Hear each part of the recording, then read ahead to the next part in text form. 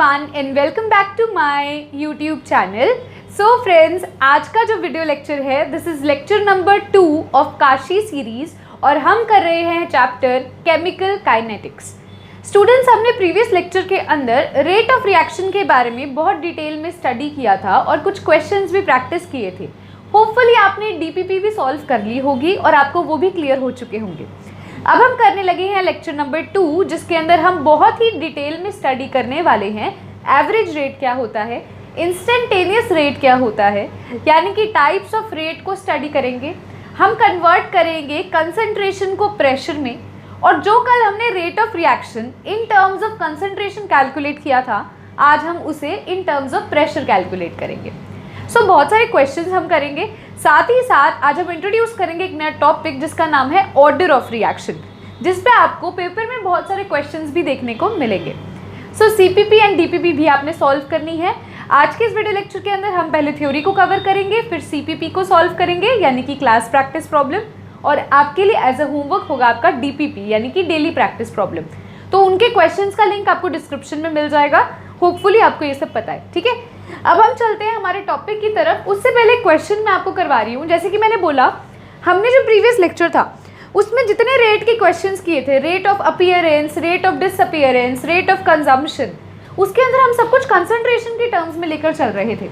अगर आप सबको याद हो तो मैंने आपको बताया था भी रेट जो होता है, अगर रेट एक्वस मीडियम में है, मतलब अगर हमारी रिएक्शन एक्वस मीडियम में है तो रेट हमेशा कंसंट्रेशन के टर्म्स में लिखा जाता है।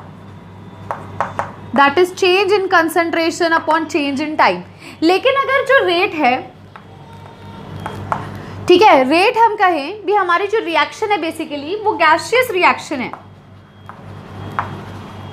तो रेट हमेशा प्रेशर की टर्म्स में लिखा जाता है। कंसंट्रेशन के बहुत सारे क्वेश्चंस हमने कल सॉल्व कर लिए थे। प्रेशर की टर्म्स का मतलब क्या है? प्रेशर की टर्म का मतलब है, अगर मैं rate in terms of pressure लिखती हूं तो क्या होगा? Rate is equals to change in pressure upon change in time. यही होगा हमारा रेट। अब देखो, ध्यान से देखना, आपके सामने एक क्वेश्चन है, ये हम अब लेके आए प्रेशर की टर्म्स में। कंसंट्रेशन की टर्म्स में हम ऑलरेडी कर चुके हैं। तो क्वेश्चन फर्स्ट रीड कीजिए, ड्यूरिंग अ केमिकल रिएक्शन। अब आप कहोगे मैम हम कैसे आइडेंटिफाई कर सकते हैं भी यहाँ प्रेशर यूज करना है कंसंट्रेशन? मैंने बोला एक्वस अगर रिएक्शन दे रखी है तो कंसंट्रेशन यूज करोगे, और दिया भी क्वेश्चन में कंसंट्रेशन ही होगा। अगर आपकी गैसियस रिएक्शन है तो आप क्या यूज करोगे? प्रेशर, और क्वेश्चन में भी प्रेशर दिया हुआ। देखो कैसे, इस रिएक्शन में देखो अल्फा लिया है, फॉर एग्जाम्पल एक लेट की गई है। रिएक्शन क्या है? अल्फा जो कि गैसियस फॉर्म में है, ये क्या प्रोडक्ट दे रहा है? 2 बीटा जो कि गैसियस फॉर्म में है, और 3 गामा जो कि गैसियस फॉर्म में है। सो ये जो गैसियस फॉर्म यहाँ पर हम रिप्रेजेंट कर रहे हैं, दिस इज द आइडेंटिफिकेशन भी यहाँ पर जो हमने रेट एक्सप्रेस करना है वो प्रेशर की टर्म्स में एक्सप्रेस करना है, क्योंकि ये रिएक्शन हमारी कैसी है? गैसियस रिएक्शन है। क्लियर है?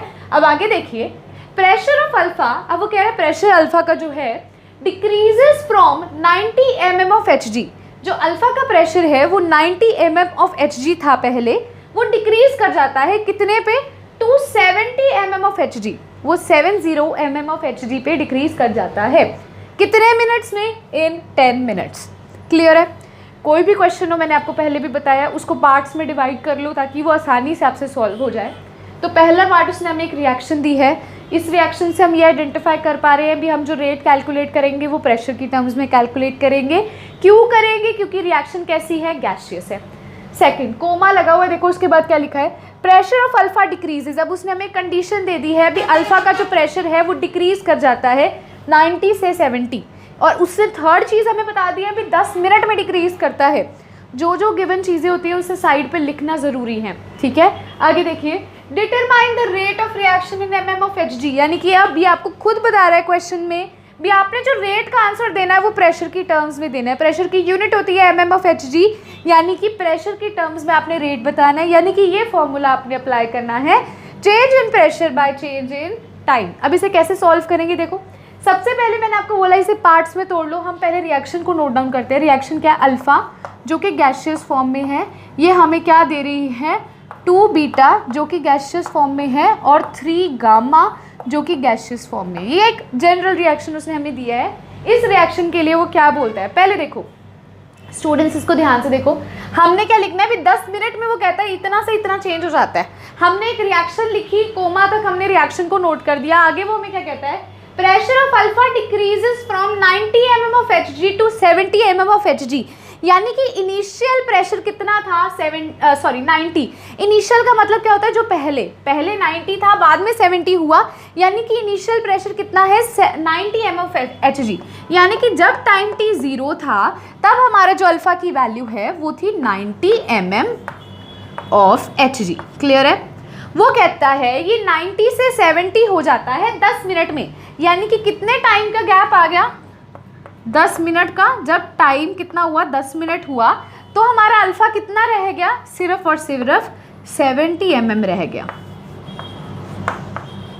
अब हमें पता है ऐसे क्वेश्चन सॉल्व करते हैं हम किस तरह से सॉल्व करते हैं। टाइम t 0 पे रिएक्टेंट इतना था तो प्रोडक्ट कितना होगा 0 0। क्या किसी स्टूडेंट को इसमें डाउट है? मैंने ऐसा क्यों बोला, आपको याद होगा मैंने प्रीवियस लेक्चर में एक बर्गर की स्टोरी बताई थी। भी अभी बर्गर बना नहीं है, बर्गर का सामान मेरे पास पड़ा है, यानी कि उस टाइम पर रिएक्टेंट की कुछ कंसंट्रेशन है, जब प्रोडक्ट अभी बना ही नहीं, अभी मैंने बनाना शुरू ही नहीं किया बर्गर, तो मतलब प्रोडक्ट तो बना नहीं ना, है ना। इसका मतलब उस टाइम पर प्रोडक्ट 0 0 है, लेकिन रिएक्टेंट की कुछ कंसंट्रेशन है। अब कुछ टाइम के बाद बर्गर कुछ तो बनेगा, मतलब मैंने थोड़ा बहुत सामान डालना शुरू कर दिया, मेरे जो बर्गर की ब्रेड होती है बन, उसके अंदर मैंने सामान डालना शुरू कर दिया, यानी कि मेरा कुछ बर्गर बनेगा। कितना बनेगा ये फाइनल टाइम नहीं है, अभी रिएक्शन खत्म नहीं हुई है। उसने कहा 10 मिनट बाद इसकी कंसंट्रेशन इतनी हो गई। इसकी कंसंट्रेशन इतनी कैसे हुई देखो, 90 minus X is equals to 70 हुई ना, मतलब 90 में से कुछ कम कर दिया, अभी 70 रह गई। कितना कम किया, 90 is equals to 90 minus 70 is equals to X हो जाएगा। यहाँ से x कितना आ जाएगा 20, यानी कि हमने 20 चीज़ें इसके अंदर यूज़ कर ली। अगर 20 यूज़ कर ली तो कितनी रह गई 70 रहेगी, तो जितनी यूज़ करेंगे उतनी ही बनेगी। तो यहाँ पर ये 20 बनेगी। क्या किसी को इसमें डाउट है? इसका देखो मैं दोबारा से एक और एग्जाम्पल करवा के बताती हूँ। इसी को ना हम x की टर्म्स में कंसीडर करते हैं, उससे आपको बहुत आसानी होगी। कैसे देखो, अगर आपको एक जनरल रिएक्शन याद हो तो मैंने आपको जैसे यही है, alpha gives 2 beta plus 3 gamma, right. जब टाइम t 0 था स्टूडेंट्स, ये मान लो फॉर एग्जाम्पल कितना था a0 था, ये कितना होगा 0 0। जब टाइम t है, मान लो कोई टाइम हमें दे रखा है, ये कितना हो जाएगा at हो जाएगा, और ये कितना होगा at का मतलब क्या हुआ, a0 में से कुछ अमाउंट गई तो at रहा ना। a0 जो हमारी फाइनल कंसंट्रेशन है, मतलब इनिशियल कंसंट्रेशन है, इनिशियल में से कुछ यूज़ हुआ। मेरे पास कुछ ब्रेड्स पड़ी थी, 5 ब्रेड्स पड़ी थी, सॉरी स्टूडेंट्स, मेरे पास 5 ब्रेड्स पड़ी थी, 5 ब्रेड्स में से मैंने क्या किया, 2 ब्रेड यूज़ कर ली, तो जितनी यूज़ करी उतनी ही बनेंगी ना। वही चीज़ हुई, मैंने इनिशियल में से कुछ अमाउंट x यूज़ कर ली तो 80 बन गया, तो जितनी यूज़ करी उतनी ही बनेंगी, x ही बनेंगी क्योंकि x यूज़ हुई।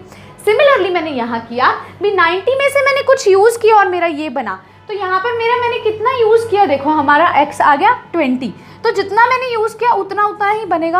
अब क्या ये मेरा सही है? नहीं, अभी ये मेरा सही नहीं है। क्यों सही नहीं है?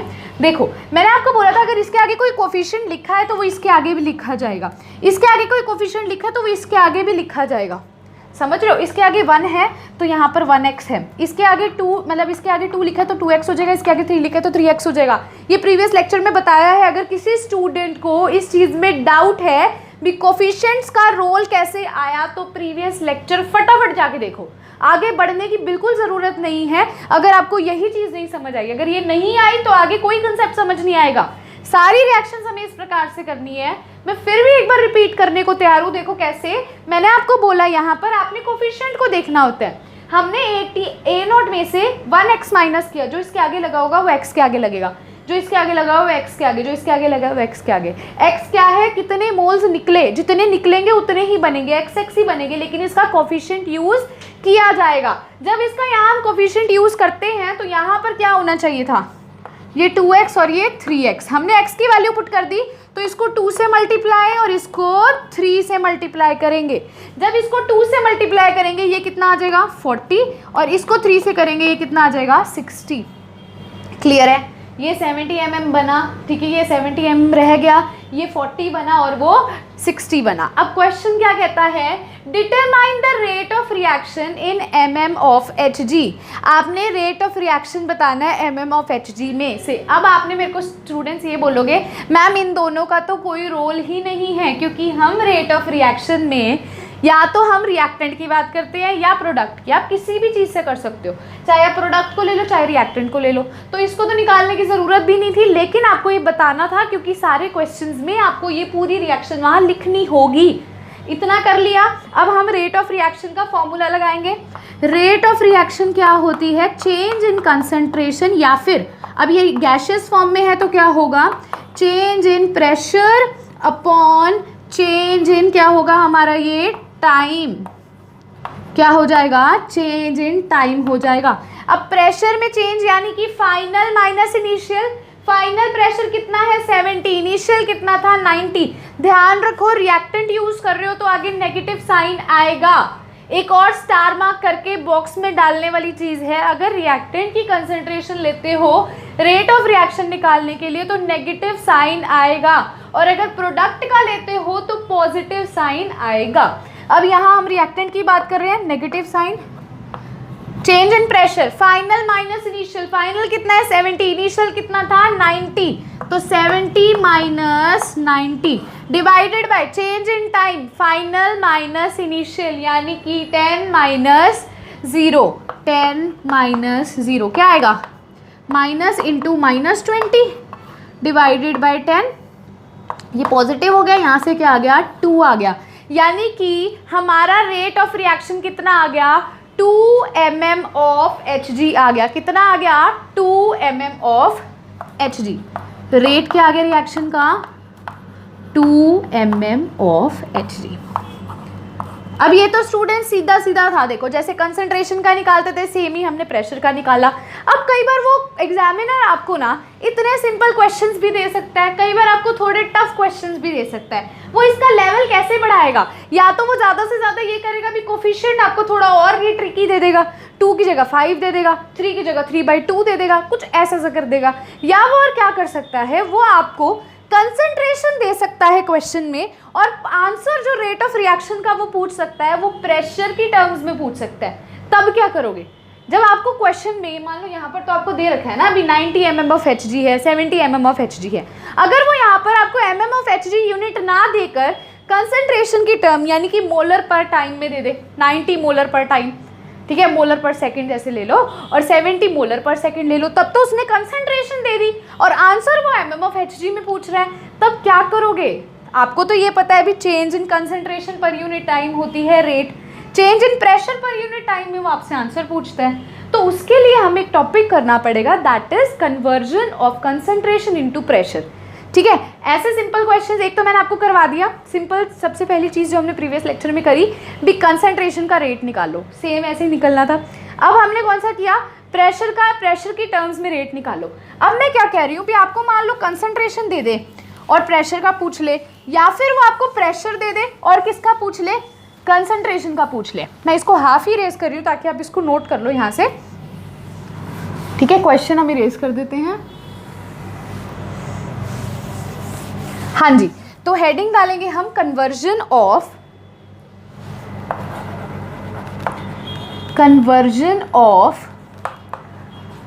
कंसंट्रेशन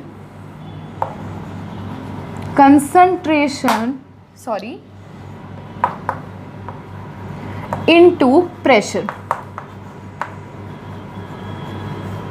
हाँ जी स्टूडेंट्स, अब आपने एक आइडियल गैस इक्वेशन जरूर पढ़ी होगी,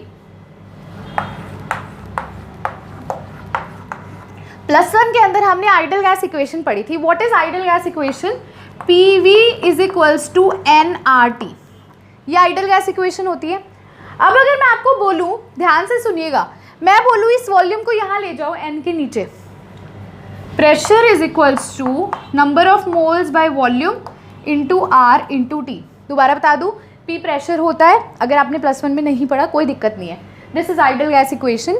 P होता है प्रेशर, V होता है वॉल्यूम, N होता है नंबर ऑफ मोल्स, R होता है गैस कांस्टेंट और T होता है टेम्परेचर। यहाँ लिख भी देती हूँ, P होता है प्रेशर,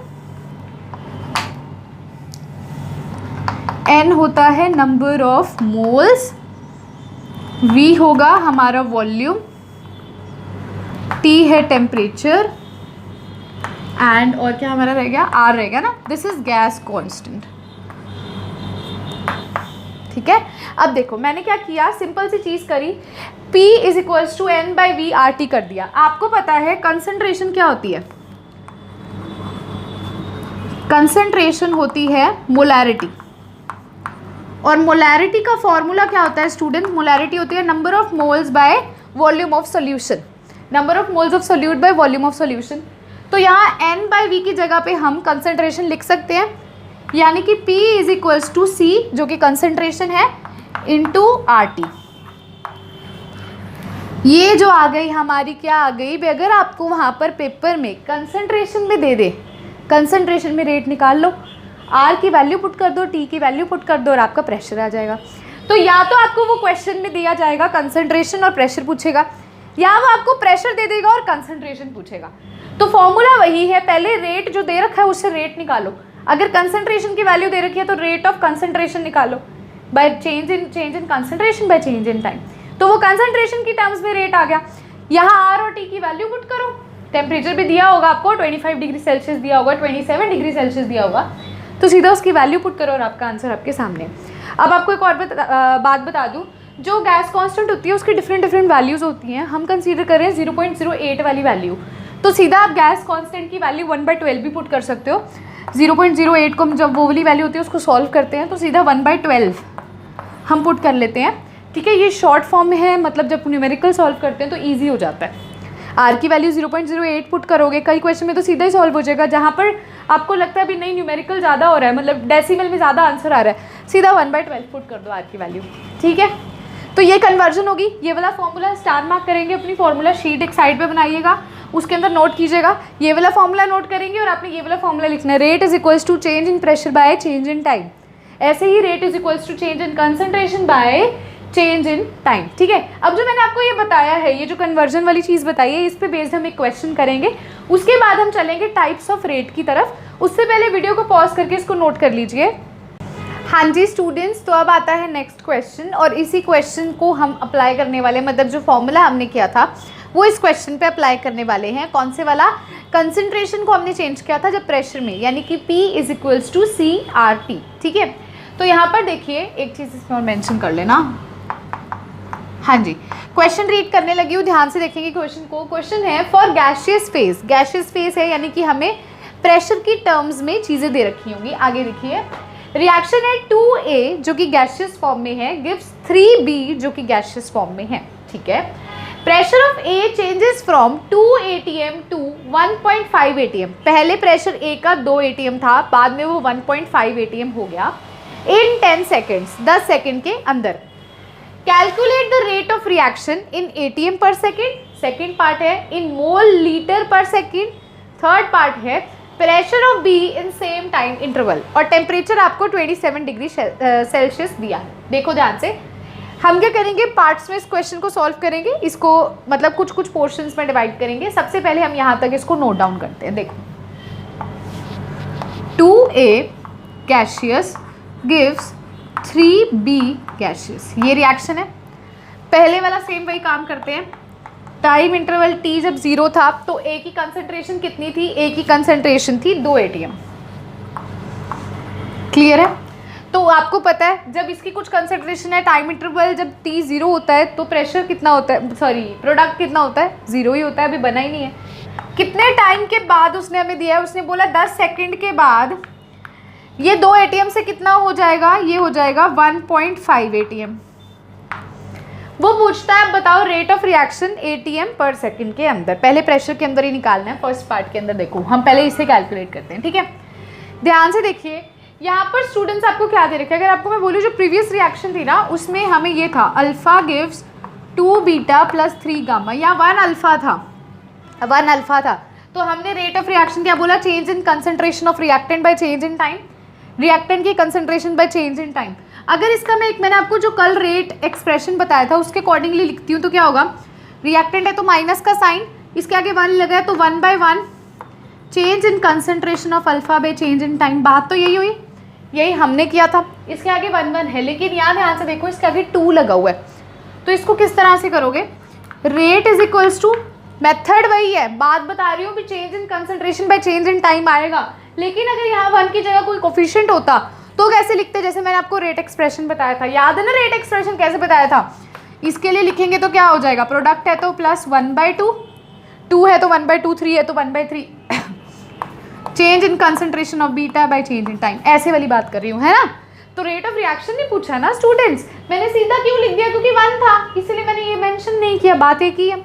यहाँ पर हम मेंशन करेंगे क्योंकि इसके आगे क्या लगा हुआ है, 2 लगा हुआ है। देखो अब रेट ऑफ रिएक्शन क्या होगी, रिएक्टेंट है, माइनस का साइन लगेगा, 2 लिखा है तो क्या हो जाएगा 1/2 into change in concentration of A upon change in time, यही है। अब देखो इसको आगे सॉल्व करते हैं, चेंज इन,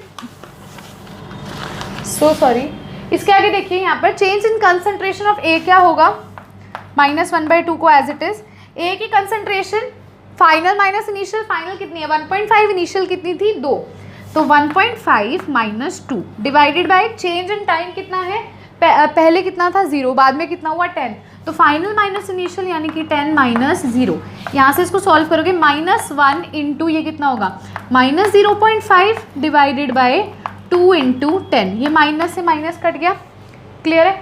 0.5 को अगर आप लिखें तो ये 1/2 ही होता है, ठीक है।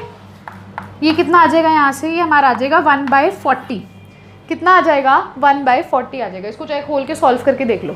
1/40 अब हमारा क्या आ गया, रेट ऑफ रिएक्शन आ गया। गलती बच्चे यहाँ कर जाते हैं, ये भूल ही जाते हैं, ध्यान रखना, ठीक है। 1 था इसीलिए हमने सीधा मेंशन नहीं किया, लेकिन आपने हमेशा ऐसे करना होता है ना। तो यहाँ से हमारा क्या आ गया, rate of reaction in ATM पर सेकेंड कितना आ गया, इसका आंसर आ गया हमारे पास 1/40 ATM पर सेकेंड। पहले पार्ट का आंसर ये, ठीक है, मैं इसको बॉक्स में डाल देती हूँ। सेकंड पार्ट का आंसर देखें, चलिए देखो, अब सेकंड पार्ट ऐसे सॉल्व करने की ज़रूरत ही नहीं है, उसने हमसे पूछा है मोल पर लीटर पर सेकंड में आंसर दो, यानी कि कंसंट्रेशन की टर्म्स में रिएक्टेंट को कह रहा है। और आपको पता है जब प्रेशर में आपने रेट निकाल ही लिया, उसको डायरेक्टली कन्वर्ट करो, कैसे कन्वर्ट करोगे, आपको पता है प्रेशर, सेकेंड पार्ट है ना ये, आपको पता है प्रेशर क्या होता है, CRT, अभी करके हटे हैं। प्रेशर हमारा कितना आ गया 1/40 आ गया, कंसंट्रेशन निकालनी है हमने, आर की वैल्यू मैंने अभी आपको बताई थी 1/12 लेंगे, 0.08 लिखने की जरूरत नहीं है, इनटू टेम्परेचर कितना दे रखा है हमें 27 डिग्री सेल्सियस दे रखा है, हमेशा टेम्परेचर को केल्विन में लेते हैं, तो 27 प्लस हमारे हो जाएगा 300 हो जाएगा, क्योंकि हमें अगर इसको केल्विन में कन्वर्ट करना है तो 273 ऐड करते हैं तो ये हमारे यहाँ से 300 आ जाएगा। अब देखो इसको क्रॉस मल्टीप्लाई करेंगे, C क्या आ जाएगा, C आ जाएगा 1/40 इंटू 12 ऐसे करके, इसको सॉल्व कर लोगे सारे को तो आपकी कंसंट्रेशन का आंसर आ जाएगा। ये अब किस में आएगा, ये आपका आएगा मोल पर लीटर पर सेकेंड में, ठीक है, सिंपल था। तो मतलब आपको सारा कैलकुलेट करने की जरूरत ही नहीं है, प्रेशर की टर्म्स में निकाल लिया, सीधा कंसंट्रेशन की टर्म्स में माइनस मतलब कन्वर्ट कर दो। अब देखो सेकंड पार्ट क्या है, pressure of be in same time interval, ये किसका प्रेशर निकला था, देखो pressure of be in same time interval का मतलब क्या हुआ, मतलब हमें dB/dt निकालना है, इसी को लिखे पूरी तरह से क्या होगा, रेट क्या होता था, पहले रिएक्टेंट का ही लिखते हैं, -1/2 change in concentration of A by change in time is equals to, product का क्या होता है 3 लगा तो क्या हो जाएगा +1/3, प्लस क्यों किया क्योंकि प्रोडक्ट है, dB/dt। इसकी वैल्यू निकाल ली, इसकी वैल्यू कितनी आई थी अभी -1/2, सॉरी पूरे की वैल्यू, इस पूरे की वैल्यू हमने अभी यहाँ निकाली है, कितनी आई है 1/40, ध्यान से देखें एक सेकेंड, इस पूरे की वैल्यू 1/40 नहीं है, इसकी वैल्यू, इसकी dA/dt की वैल्यू ये है 0.5/10 है, ये आगे 1/2 लिखा हुआ है। मैं अगर आपको बोलूँ मतलब ये पूरे वाला -12 dA/dt की वैल्यू कितनी दे रखी है हमें 1/40, ये किसके इक्वल है 1/3 इंटू dB/dt के, 3 को क्रॉस मल्टीप्लाई में ले लोगे तो यहाँ से हमारा dB/dt कितना आ जाएगा 3/40 ATM पर सेकेंड। तो रेट ऑफ रिएक्शन अगर आपको लिखना आता है तो आपका सारा काम इजी हो जाएगा। वीडियो को पॉज करके सबसे पहले इसको नोट करोगे। अब हम करने लगे हैं टाइप्स ऑफ रेट। हाँ जी स्टूडेंट्स, अभी आप सबने जो प्रीवियस क्वेश्चन देखा था, कई बच्चों के दिमाग में क्वेश्चन आएगा, मैम जो आपने आंसर दिया ना वो आपने रेट का आंसर दिया, उसने प्रेशर का पूछा है। अगर आप सबको थोड़ा सा ध्यान होगा तो हमने रेट निकाला है, यानी कि इन द टर्म्स ऑफ प्रोडक्ट निकाला है। हमने क्या निकाला, हमने निकाल लिया dB/dt, राइट। कितना आया था हमारा ये अभी 3/40। हमें उसने प्रेशर पूछा है, यानी कि उसने हमसे ये पूछा है change in pressure, right. dB/dt को क्या लिख सकते हो, change in pressure by change in time. तो प्रेशर का ही चेंज वो हमसे पूछ रहा है ना, बी का प्रेशर कितना होगा। ऑब्वियसली देखो अगर इसको मैं ओपन करूँ, dB/dt क्या होता है, change in pressure by change in time, right. तो change in pressure final minus initial होता है, इनिशियल प्रेशर तो होता ही 0 है और टाइम हमारा 10 - 0 था। ये हमारा कितना है 3/40, तो ये 10 उधर चला जाएगा, फाइनल प्रेशर क्या आ जाएगा 3/40 × 10, यानी कि आंसर आ जाएगा 3/4 ATM। तो ये हमारा प्रेशर आया। जो हमारा आंसर आया था वो change in concentration of change in pressure by change in time आया था, तभी वो ATM/सेकेंड में था, लेकिन उसने हमसे प्रेशर पूछा है तो फिर हम उसको प्रेशर में ऐसे कन्वर्ट करेंगे, ठीक है। सेम वही फॉर्मूला ही लगाना है। अब देखते हैं, अब आते हैं टाइप्स ऑफ रेट, जिसका सबसे पहला टाइप होता है एवरेज रेट। एवरेज रेट वो रेट होता है जो हमें change in concentration by change in time की वैल्यू बताता है at different interval of time. कैसे, देखिए ध्यान से, मतलब आप जो एवरेज रेट है जो अभी तक हम पढ़ते आ रहे हैं वो एवरेज रेट ही पढ़ते आ रहे हैं, final concentration minus initial concentration जो अभी तक हम पढ़ रहे हैं, इसको हम कैपिटल से डिनोट करते हैं, कैपिटल डेल्टा से। मैंने आपको 2 डेल्टा बताए थे, एक मैंने आपको बोला था ये होता है और एक ये होता है। जो ये होता है it is for a big change and it is for a small change. तो ये जो होता है ये हमेशा एवरेज रेट को डिनोट करने के लिए होता है, यानी कि change in concentration upon change in time. यही तो करते हैं final concentration minus initial concentration. तो एवरेज रेट ही हम पढ़ते आ रहे हैं। देखो एवरेज रेट क्या होता है, rate measured over a finite interval of time, ऐसे इंटरवल ऑफ टाइम पे जिसको हम यूजुअली कैलकुलेट कर सकते हैं, हम बता सकते हैं भी इतना टाइम पहले था इतना टाइम अब है। फाइनल माइनस इनिशियल हम कर सकते हैं, भी हमें टाइम की वैल्यू पता होती है, ठीक है। And is obtained by knowing the concentration of substance at different time. और इसे हम निकालते कैसे हैं, डिफरेंट कंसंट्रेशन निकालते हैं, मतलब पहले की कंसंट्रेशन फिर बाद की कंसंट्रेशन, ऐसे पहले का टाइम फिर बाद का टाइम। कैसे कैलकुलेट करते हैं, अगर आपको कोई ग्राफ दे दिया जाए, ध्यान से देखेंगे, अगर मैं आपको ये ग्राफ दे दूं, ठीक है, मैंने आपको एक फॉर एग्जांपल मैंने ग्राफ दे दिया। अब आप ध्यान से एक चीज़ देखो, यहाँ पे पहले देखो, वो ग्राफ बनाने से पहले एक छोटी सी चीज़ देखो, कोई भी रिएक्शन है, मैं बोल रही हूँ R जो है वो P में कन्वर्ट हो रहा है। जब टाइम t 0 था तो R की वैल्यू कुछ थी, A थी मान लो, इसकी वैल्यू कुछ भी नहीं थी, ठीक है। बाद में जब टाइम t होता है तो R की वैल्यू डिक्रीज करती है और प्रोडक्ट बनता है, ठीक है। इसकी वैल्यू AT हो जाती है जैसे, तो इसकी वैल्यू डिक्रीज करती है, A0 इनिशियल ज़्यादा थी बाद में कम हो गई, यानी कि रिएक्टेंट की कंसंट्रेशन पहले कुछ थी बाद में डिक्रीज करती है। तो ये ग्राफ रिएक्टेंट के लिए ऐसे बनेगा। अब प्रोडक्ट की अगर मैं बात करूं स्टूडेंट्स, तो प्रोडक्ट पहले 0 था बाद में कुछ बना, यानी कि पहले 0 था बाद में कुछ बना, तो प्रोडक्ट का हम ग्राफ ऐसे कह सकते हैं, concentration of product by time. अब अगर मुझे यहाँ पे मैं रिप्रेजेंट कर रही हूँ हमारी रिएक्टेंट की कंसंट्रेशन, फॉर एग्जांपल मैं ऐसे ले रही हूँ, यही ग्राफ होगा हमारा, पहले रिएक्टेंट की कुछ कंसंट्रेशन थी बाद में वो डिक्रीज करने लग गई। अब हम यहाँ पे कैलकुलेट कैसे करते हैं रेट को, देखो कोई भी आपने 2 पॉइंट्स लेने हैं जहाँ पर आपको जैसे यहाँ टाइम की वैल्यू दे रखी होगी 1 2 3 4, ठीक है। आपने इस इंटरवल ऑफ टाइम पे कंसंट्रेशन चेक करनी है कितनी होती है, ठीक है। Final concentration minus initial concentration आपने करना होता है। तो यहाँ पर देखो ध्यान से,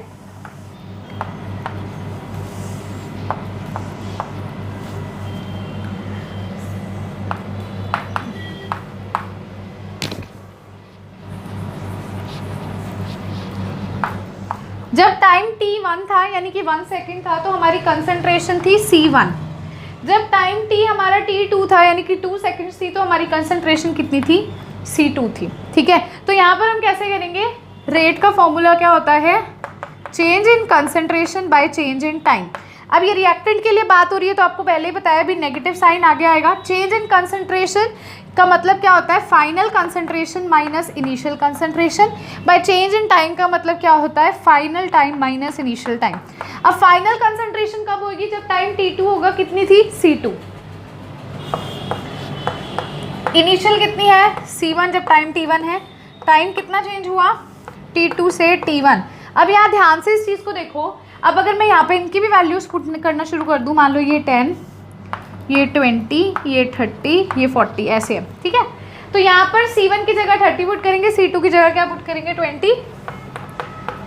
20 माइनस 30 अपॉन 2 माइनस 1 1। तो यहाँ पर देखो क्या क्या क्या आएगा, -10 इंटू माइनस यानी कि 10 आ गया।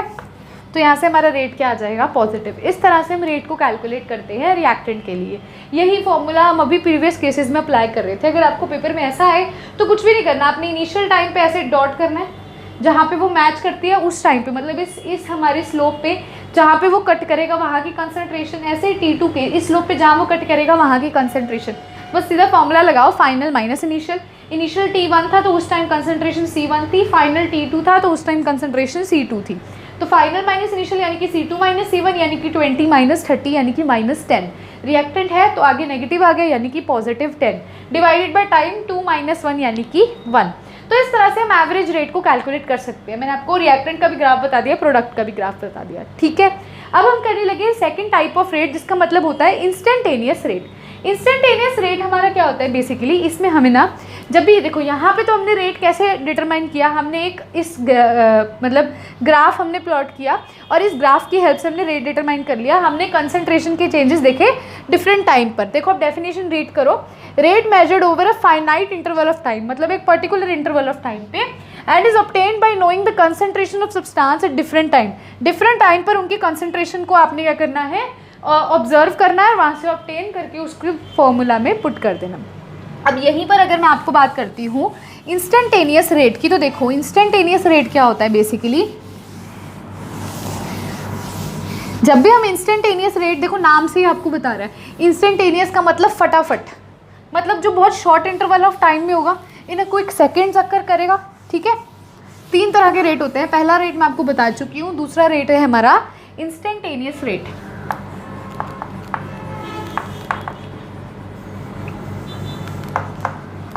इंस्टेंटेनियस देखो जो हमने, अब आप कहोगे मैम प्रीवियस लेक्चर में भी तो रेट पढ़े थे। अरे वो रेट रिएक्शन थे, वो क्या थे, रेट ऑफ रिएक्शन थे। Very slow reaction, very fast reaction, moderate reaction, ये रेट है, ठीक है। इंस्टेंटेनियस रेट कैसे निकालते हैं, मान लो यही आपकी कोई, जैसे हमारी यही थी ना, ऐसी वैल्यू थी रिएक्टेंट के लिए, ठीक है। या फिर ना इसको हम ऐसे कह देते हैं। अब इसको हम कैसे ऑब्टेन करेंगे, यहाँ कंसंट्रेशन है, यहाँ टाइम है। Instantaneous rate is obtained by plotting a slope. हम एक स्लोप या फिर एक टेंजेंट बनाते हैं, ठीक है। उससे हम क्या करते हैं, इंस्टेंटेनियस रेट, मान लो मुझे इस टाइम इंटरवल, इस टी इंटरवल ऑफ टाइम पे निकालना है, तो मैं यहाँ पर एक ऐसे टेंजेंट ड्रॉ करूँगी। जब मैं इस टेंजेंट को ड्रॉ करूँगी ना, तो मैं उस टेंजेंट को ऐसे एक्सटेंड करूँगी, यहाँ पे मेरे पास आएगा एक एंगल थीटा। मैंने क्या किया, मुझे इस इंटरवल पे, मान लो एक T1 है, इसमें मुझे टाइम ऑब्जर्व करना है कितना है, तो मैं एक टेंजेंट ड्रॉ करूँगी ऐसे। मान लो मुझे यहाँ ऑब्जर्व करना है, तो यहाँ से भी टेंजेंट ड्रॉ होगी T2 से, है ना, ऐसे कह रही हूँ। तो फिर हम क्या करेंगे, उस टेंजेंट को एक्सटेंड कर देंगे, थीटा आ जाएगा। स्लोप ये जो हमारी टेंजेंट है, ये क्या, किसके इक्वल होती है, -tan थीटा के इक्वल होती है। थीटा ये एंगल होता है जो टेंजेंट से ड्रॉ होता है। और स्लोप बेसिकली क्या होती है, स्लोप हमारा रेट ऑफ इंस्टेंटेनियस रिएक्शन होता है, जो क्या होता है, change in concentration by change in time. Reactant है इसलिए नेगेटिव साइन आया। तो यहाँ पर हम स्मॉल चेंज यूज़ करते हैं क्योंकि इंस्टेंटेनियस रेट है, क्विक रेट है, इसके ऐसे टेंजेंट ड्रॉ करेंगे और थीटा की वैल्यू लेंगे, ठीक है। इस तरह से सॉल्व होता है। अब आपको पेपर में ना वहाँ पर ऐसे ग्राफ बना होगा और यहाँ पे थीटा की वैल्यू दे रखी होगी, तो यहाँ सीधा थीटा की वैल्यू पुट करोगे। फिर जैसे मान लो tan 90 आ गया, तो उसकी वैल्यू जो होगी वो आपका कि सीधा सीधा रेट का आंसर आ जाएगा dc/dt। रेट जो हमारा था प्रीवियस वाला, अभी जो मैंने आपसे बात करी थी एवरेज रेट की, उसको हम क्या लिखते हैं, ऐसे। और इंस्टेंटेनियस वाले को हम कैसे लिखते हैं, ऐसे लिखते हैं। दोनों के लिए, रिएक्टेंट के लिए बस इसमें टेंजेंट ड्रॉ करना है, उसमें फाइनल माइनस इनिशियल करना है। अब हम चलते हैं थर्ड काइंड ऑफ रेट की तरफ। उससे पहले वीडियो को पॉज करके इसको नोट करेंगे। हाँ जी स्टूडेंट्स, तो अब देखिए थर्ड काइंड ऑफ रेट आता है इनिशियल रेट। इनिशियल रेट अभी आपको पता ही है, इनिशियल कंसंट्रेशन, फाइनल कंसंट्रेशन। तो इनिशियल वर्ड का मतलब क्या होता है, जो रेट हमारा स्टार्टिंग में था उसी को कहते हैं। अब स्टार्टिंग में रेट कौन सा था, जब टाइम इंटरवल हमारा क्या था, 0 था, तो वही हमारा इनिशियल रेट होगा। डेफिनेशन देखिए, when you are going to start the reaction, जब आप रिएक्शन शुरू करने वाले हो उस टाइम पर जो रेट है वही इनिशियल रेट होगा। जब आप रिएक्शन शुरू करने वाले हो उस टाइम पर टाइम कितना होता है, 0, यानी कि ऐसा रेट जब हमारा टाइम इंटरवल 0 होता है वो रेट क्या कहलाता है, हमारा इनिशियल रेट कहलाता है। तो देखिए, when you are going to start the reaction, rate at that time, ठीक है, rate at the start of reaction, यानी कि जब टाइम इंटरवल 0 है उसे हम क्या बोलते हैं, इनिशियल रेट बोलते हैं। हाँ जी स्टूडेंट्स, तो अब हम करने लगे हैं रेट लॉ एक्सप्रेशन। आप सबके माइंड में क्वेश्चन आएगा, कितनी बार रेट को कैलकुलेट करेंगे, अभी तो रेट को कैलकुलेट करके हटे हैं। वो थी हमारी डिफरेंशियल रेट, जिसे हम डेल्टा के टर्म्स में करते थे, ठीक है। अब जो हम रेट करने वाले हैं that is not in the terms of differential rate, ये डिफरेंशियल रेट की टर्म्स में नहीं है, this is rate law expression. और बहुत सारे क्वेश्चंस आपको यहाँ से देखने को मिलेंगे। So what is rate law expression, इसका मतलब क्या होता है। आप सब ने एक देखा होगा, अभी आपको कोई ना कोई रिएक्शन दे रखी है, एक तो आप उसको कैसे कैलकुलेट कर सकते हो, bye change in concentration upon change in time, जो कि हमारा क्या होता है, चेंज का मतलब ही डिफरेंशियल होता है, डेल्टा होता है ना। यहाँ पर हम क्या करने वाले हैं, देखिए पहले मैं इसको रीड करूँगी फिर आपको एक्सप्लेन करूँगी और हम डिराइव करेंगे rate law expression. Rate law expression is an expression in which reaction rate is given in the terms of molar concentration of the reactant with each term raised to some power। ये क्या चीज़ है, confuse हो गए एक बारी, मैं आपको कह रही हूँ इस डेफिनेशन को आप 2 बार रीड करोगे, 3 बार करोगे, कंफ्यूज होगे, लेकिन जब मैं इसको आपको एक्सप्लेन करने लगूंगी with the help of expression, आपको ऑटोमेटिकली समझ आ जाएगी।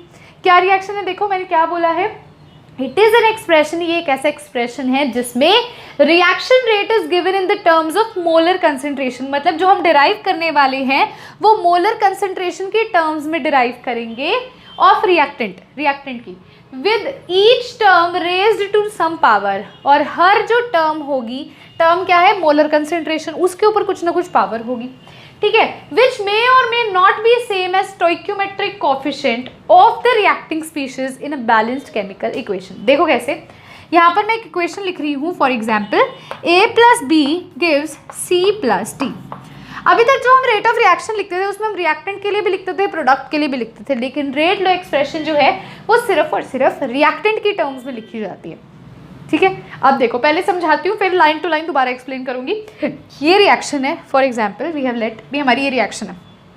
अब देखो इसको ऐसे लिख लेते हैं, इसके आगे कोई ना कोई नंबर है A, इसके आगे कोई नंबर है B, इसके आगे स्मॉल नंबर है C D। कैसे, अगर इसको मैं नंबर कहने का मतलब क्या, जैसे मान लो 2A दे रखा है प्लस 4B दे रखा है, ऐसे कह रही हूँ, ठीक है। तो मैंने बोल दिया ये A, ये छोटा B, ये छोटा C, ये छोटा D, मैंने इस टर्म्स में इनको बोल दिया, ठीक है। हाँ जी, तो यहाँ ध्यान से देखो, ये मैंने आपको रिएक्शन बता दी है। अब आपको इसमें क्या लिखना है, आपने लिखना है रेट लॉ। तो रेट किसके इक्वल होगा, रेट किसके इक्वल होगा, पहले आपने समझना है। मैंने यहाँ बोला rate is given in terms of molar concentration of reactant, मतलब हमने सिर्फ A और B रिएक्टेंट की बात करनी है। तो मैं बता दूं रेट लॉ एक्सप्रेशन के अकॉर्डिंग रेट जो होता है वो डायरेक्टली प्रोपोर्शन होता है to the concentration, molar concentration of reactant A, उसके ऊपर कुछ पावर। अब पावर उसके ऊपर क्या होगी, जो इसके आगे स्टोइक्योमेट्रिक कोएफिशिएंट है A। पहला केस में ले रही हूँ जब वो उसके स्टोइक्योमेट्रिक कोएफिशिएंट के इक्वल होगी पावर, तो पहले रिएक्टिंग स्पीशीज के लिए लिख दिया। दूसरे के लिए रेट क्या होगा, दूसरे रिएक्टेंट के लिए मोलर कंसंट्रेशन ऑफ B की पावर स्मॉल b, जो उसके आगे नंबर लिखा हुआ है। जैसे A के आगे 2 लगा तो उसकी पावर 2 हो जाएगी, B के आगे 4 लगा तो उसकी पावर 4 हो जाएगी। तो जनरल रिएक्शन के लिए मैंने ऐसे लिख दिया, ठीक है। अब ये फर्स्ट इक्वेशन लिख दो, second equation relating first and second, हमारे पास क्या आएगा, रेट जो है डायरेक्टली प्रोपोर्शन होगा A की पावर स्मॉल a और B की पावर स्मॉल b, ठीक है। अब इस डायरेक्टली प्रोपोर्शन के साइन को हटाने के लिए एक कांस्टेंट आता है जिसे कहते हैं रेट कांस्टेंट, जिसके क्या बोलते हैं, रेट कांस्टेंट, जो क्या होता है K यहाँ पे क्या है, रेट कांस्टेंट। हमने डायरेक्टली प्रोपोर्शन के साइन को हटाने के लिए इसका उपयोग किया, ठीक है। तो यहाँ से हमारा रेट लॉ एक्सप्रेशन ये आ गया। अब देखो एक बार मैं फिर से रीड करती हूँ, it is an expression in which reaction rate is given in terms of molar concentration of reactant, in terms of molar concentration of reactant, ठीक है। आगे देखो, विद ईच टर्म, एक अलग अलग term, with each term raised to some power, इनके ऊपर कोई ना कोई पावर है, कोई ना कोई पावर है। अब देखो आगे क्या कहता है, विच मे और may not be same as stoichiometric coefficient. Stoichiometric coefficient होता है इसके आगे वाला नंबर, विच मे और मे नॉट बी, यहाँ पर मैंने इक्वल किया, मैंने कहा है इसकी पावर इसका स्टोइकियोमेट्रिक कोफिशिएंट होगा, तो मैंने पहला केस कौन सा लिया, मे वाला केस लिया, भी उसकी पावर के इक्वल है। ठीक है, आगे देखो, of the reacting species in balanced chemical equation. So ये रेट लॉ आ गया। अब आप कहोगे मैम ऐसी रिएक्शंस हम कैसे पहचानेंगे भी उसका स्टोइकियोमेट्रिक कोफिशिएंट के वो इक्वल है या नहीं। तो ये जो रेट लॉ एक्सप्रेशन हमने निकाला, ये सिंगल स्टेप रिएक्शन के लिए या फिर एलिमेंट्री रिएक्शन के लिए निकाला है। ये हमारा रेट लॉ एक्सप्रेशन है जहाँ के की वैल्यू क्या है, रेट कांस्टेंट, के क्या है, रेट कांस्टेंट। ठीक है, अब मैं अगर आपको बोल दूं भी ये तो चलो एक ऐसी रिएक्शन होगी जिसमें हमने बोल दिया भी रेट जो है मोलर कंसंट्रेशन के डायरेक्टली प्रोपोर्शन है और उसकी पावर उसका आगे वाला नंबर है। अगर ऐसा हो भी उसकी पावर उसके आगे वाला नंबर ना हो तो वो कौन सी रिएक्शन होती है, वो होती है कॉम्प्लेक्स रिएक्शन। देखो यहाँ पे उसका केस भी आपको लेके दिखाती हूँ, देखो ध्यान से देखना, फिर से यही रिएक्शन लिख रही हूँ, A plus B B give C, C plus D D. यहाँ पे रेट जो होता है पहले वो डायरेक्टली प्रोपोर्शन होगा पहले रिएक्टेंट के, कौन है, ए। अब इसकी पावर ए नहीं ले रहे, पहले केस में हमने बोला भी उसके आगे जो नंबर है उसके है। अब मैं यहाँ बोल रही हूँ कोई अल्फा है, ये नहीं है, विच मे नॉट वाला केस है। अब ये रेट दूसरे रिएक्टेंट के भी तो डायरेक्टली प्रोपोर्शन होगा इसकी मोलर कंसंट्रेशन के, इसको आप बीटा ले लेते हैं। तो यहाँ पर A is not equal to alpha and B is not equal to beta, समझ रहे हो। और यहाँ पर जो हम यहाँ अल्फा बीटा लिख रहे हैं वो A और B के इक्वल है। यहाँ पर स्टोइकियोमेट्रिक कोफिशिएंट के इक्वल है, यहाँ पर स्टोइकियोमेट्रिक कोफिशिएंट के इक्वल नहीं है। तो यहाँ जो रेट आएगा वो क्या आएगा, K इंटू ए की पावर अल्फा B की पावर बीटा। अब आप कहोगे अल्फा बीटा क्या है, यहाँ पे तो दे ही नहीं रखे। अल्फा बीटा इन दोनों के ऑर्डर्स हैं, यहाँ पर इनके ऑर्डर A और B हैं जो कि आगे वाला नंबर है, यहाँ पर वो आगे वाले नंबर के इक्वल नहीं है जिसलिए हमने अल्फा बीटा कहा। ये दो केसेस है, ये single step reaction elementary reaction के लिए है और वो कॉम्प्लेक्स रिएक्शन के लिए है। ठीक है, क्वेश्चंस करवाऊंगी तब समझ आएगा, इसीलिए आज की सीपीपी करना वेरी वेरी इंपॉर्टेंट है, उसे मिस मत कीजिएगा, उसके अंदर क्वेश्चंस बहुत सारे हैं। अब ध्यान से देखो, ध्यान से देखो, अब ये जो पावर हमने लिखा है इसका मतलब क्या होता है, इन पावर्स को जब हम सम करते हैं वही होता है ऑर्डर। देखो यहाँ पर, यहाँ से देखते हैं, यहाँ स्मॉल ए क्या है, इस ए का ऑर्डर है, small a is the order with respect to capital A और small b is the order with respect to capital B. यहाँ पर अल्फा क्या है, order of capital A, beta क्या है, ऑर्डर ऑफ कैपिटल बी। तो overall order क्या होगा, इन दोनों का एडिशन अल्फा प्लस बीटा। यहाँ ओवरऑल ऑर्डर क्या आएगा, ए प्लस बी, यानी कि इनके आगे वाले नंबर, और यहाँ पर इनके आगे वाले नंबर के इक्वल नहीं है तो क्या आ जाएगा, अल्फा प्लस बीटा आ जाएगा। ठीक है, अब आपको एक क्वेश्चन करवाती हूँ, उससे आपको समझ आएगा कि ये क्या चीज़ है। अभी हमने निकाल तो लिया, डिराइव तो कर लिया, लेकिन इसे यूज़ कैसे करते हैं। ठीक है, तो वीडियो को पॉज करके पहले आप रेट लॉ एक्सप्रेशन को नोट करेंगे। हाँ जी स्टूडेंट्स, तो अभी मैंने आपको रेट लॉ एक्सप्रेशन बताया, तो उन रेट लॉ एक्सप्रेशन पे अभी मैंने ऑर्डर की बात करी, हम उस पर कुछ क्वेश्चंस करेंगे जिससे हमें समझ आ जाएगा। ठीक है, तो पहला क्वेश्चन देखिए, पहला क्वेश्चन है calculate overall order. Overall order कैसे निकालते थे, जो उनकी पावर्स होती हैं उनको जस्ट ऐड करेंगे, हमारा ओवरऑल ऑर्डर आ जाएगा। तो पहले में देखो इनकी पावर, ए हमारी कंसंट्रेशन है, इसकी पावर है 1/2, बी कंसंट्रेशन की पावर क्या है 3/2। ओवरऑल ऑर्डर क्या होता है, sum of the powers of molar concentration, जो इनकी मोलर कंसंट्रेशन के ऊपर पावर्स है उनका सम करेंगे तो ओवरऑल ऑर्डर आ जाएगा। जैसे अभी ए प्लस बी बताया, अल्फा प्लस बीटा बताया, तो इसका क्या आ जाएगा 1/2 प्लस 3/2 यानी कि 4/2 यानी कि 2। तो यहाँ से ऑर्डर कितना आ गया, 2 आ गया। अब ऑर्डर को स्टूडेंट्स हम n से डिनोट करते हैं, तो ऑर्डर यहाँ 2 आ गया। इसका मतलब कौन सी काइनेटिक्स है, this is second order kinetics. अगर ऑर्डर 0 है तो वो 0 ऑर्डर, फर्स्ट 1 है तो फर्स्ट ऑर्डर, 2 है तो सेकंड ऑर्डर। ऑर्डर आपकी पॉजिटिव भी हो सकती है, ऑर्डर नेगेटिव भी हो सकता है, ऑर्डर 0 भी हो सकता है, ऑर्डर फ्रैक्शनल भी हो सकता है। ठीक है, अब देखो अगर मैं यहाँ से आपसे पूछूं ए का ऑर्डर बताओ, तो ए का ऑर्डर 1/2, बी का ऑर्डर क्या है 3/2 और ओवरऑल ऑर्डर मतलब पूरी रिएक्शन का ऑर्डर, तो इनका हम एडिशन कर देंगे, ठीक है। इसके बाद स्टूडेंट्स यहाँ पे देखिए सेकंड क्वेश्चन क्या है, एक रिएक्शन हमें दे रखी है 2A + B, ये देता है A to B, ठीक है।